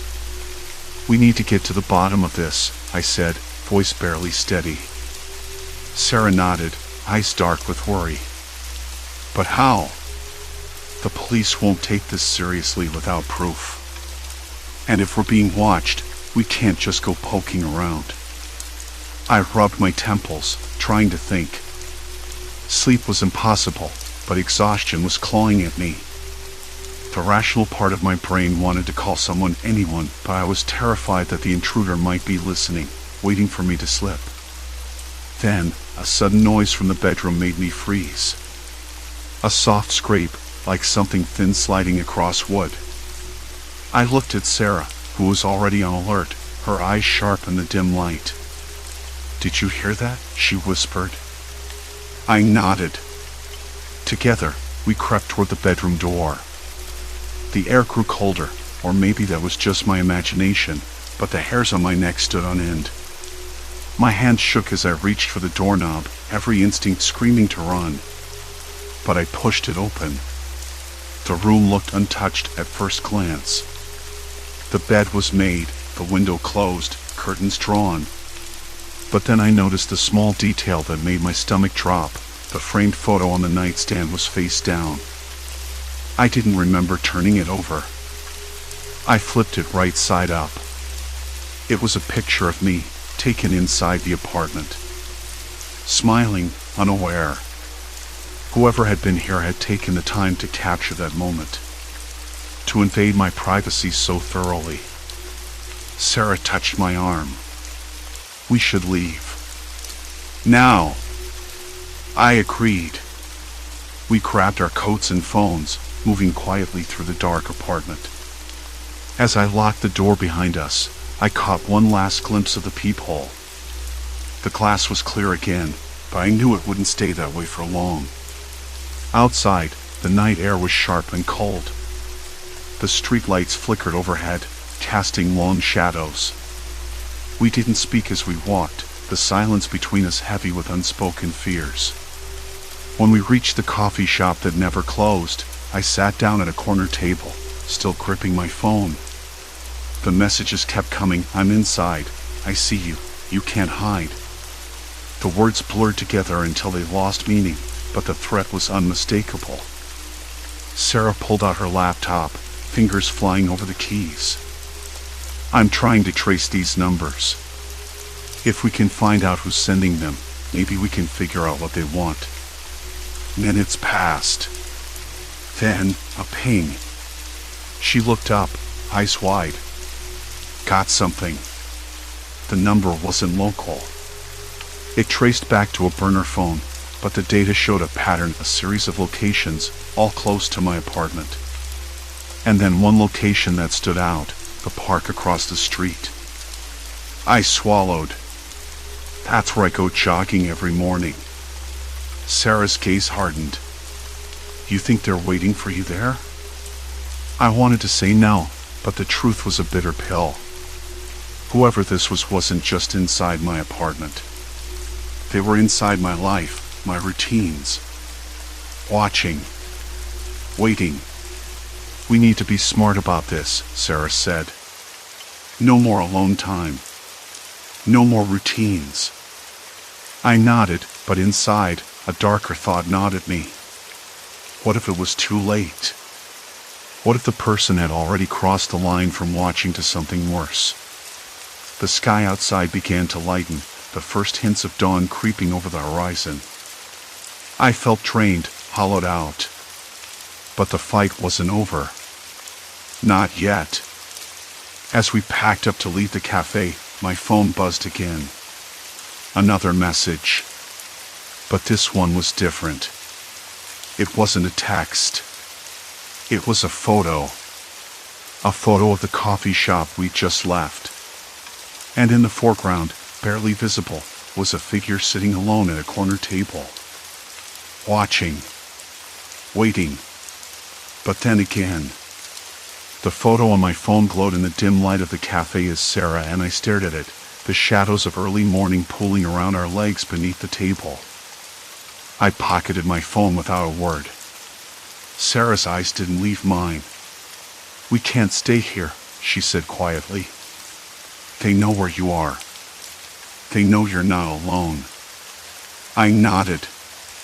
The weight of those words sank in, thick and cold. The world outside the glass windows was waking up, but inside, everything felt brittle, fragile. We left the cafe together, but every step toward the street felt like walking into a trap. Back at the apartment, the silence was different, heavier, charged. I flipped the lock with deliberate care, my fingers brushing against the cold metal. The door creaked open, revealing a room that was almost unchanged, almost. I glanced around, my eyes catching the faintest shift, a chair slightly askew, a book open to a page I didn't remember reading. Sarah followed behind me, her gaze sharp, scanning every corner. They were here, she said, voice low. Recently. I swallowed hard, my throat dry. How do you know? The way things are moved. The book, it's like they wanted me to see it, or maybe they forgot. Either way, they're close. Closer than I thought. The air smelled faintly of something metallic, like copper and dust. I rubbed my arms, the chill creeping under my skin. The apartment, once my refuge, felt invaded, violated in a way that no lock or chain could undo. That night, I didn't sleep. The apartment's usual creaks and groans sounded like whispers. I kept my phone close, willing it not to buzz, not to light up with another message from a stranger who knew too much. The image from the cafe lingered behind my eyelids, the figure's shadowed face, the way they sat, patient and silent. Morning came, pale and gray. I decided to take the day off work. Sarah was already on the phone, pacing by the window, her voice clipped and urgent. I'm calling a friend, she said. Someone who knows about this sort of thing. Someone who can help. I watched her, grateful and scared all at once. Grateful that I wasn't alone anymore.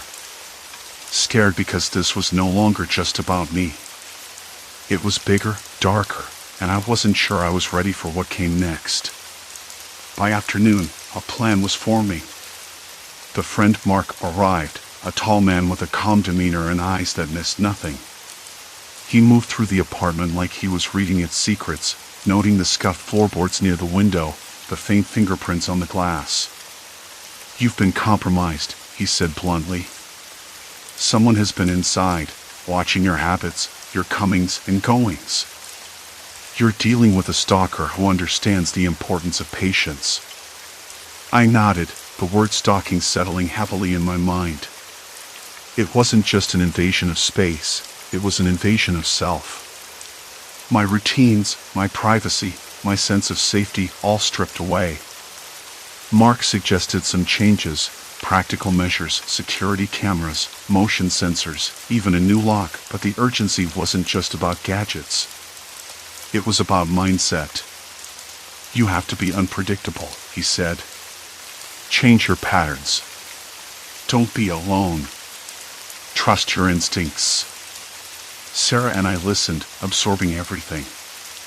It was overwhelming, but necessary. I realized that the person who'd been inside my life wasn't going to stop just because I wanted them to. Days passed. The apartment slowly transformed from a place of fear to a fortress of vigilance.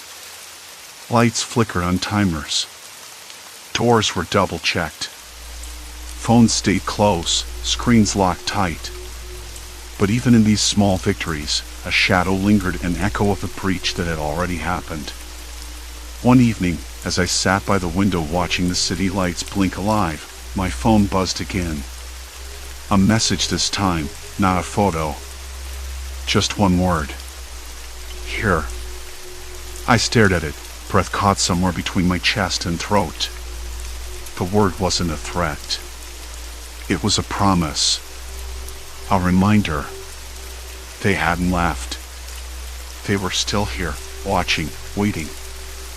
I closed the phone slowly, a steady resolve rising in me. I wasn't going to live like this, not in fear, not in silence. The unknown was still out there, but so was I. And I was ready to fight back. The night air felt colder now, sharper against my skin. I slipped the phone into my pocket and stood up, the city sprawling endlessly beneath me. Somewhere in those countless windows and streets, they moved unseen, but undeniably present. My mind raced, piecing together fragments I'd ignored too long. Patterns in the noises, shadows that didn't belong, the way things shifted just out of sight. I pulled my jacket tighter around me and headed back inside. There was work to do, contacts to call, plans to revise, locks to change. Every step echoed with purpose, a rhythm that drowned out the doubt. If they wanted a game, I'd give them one. But on my terms. The screen flickered as I entered my apartment, and I lit a candle, the small flame a defiant beacon in the darkness. Tomorrow, I'd start digging deeper. Tonight, I prepared. The silence was heavy, but no longer suffocating. Because now, I wasn't just waiting, I was hunting. Maps and files spread before me, each detail a clue waiting to be unraveled. The night stretched on, sharp and relentless.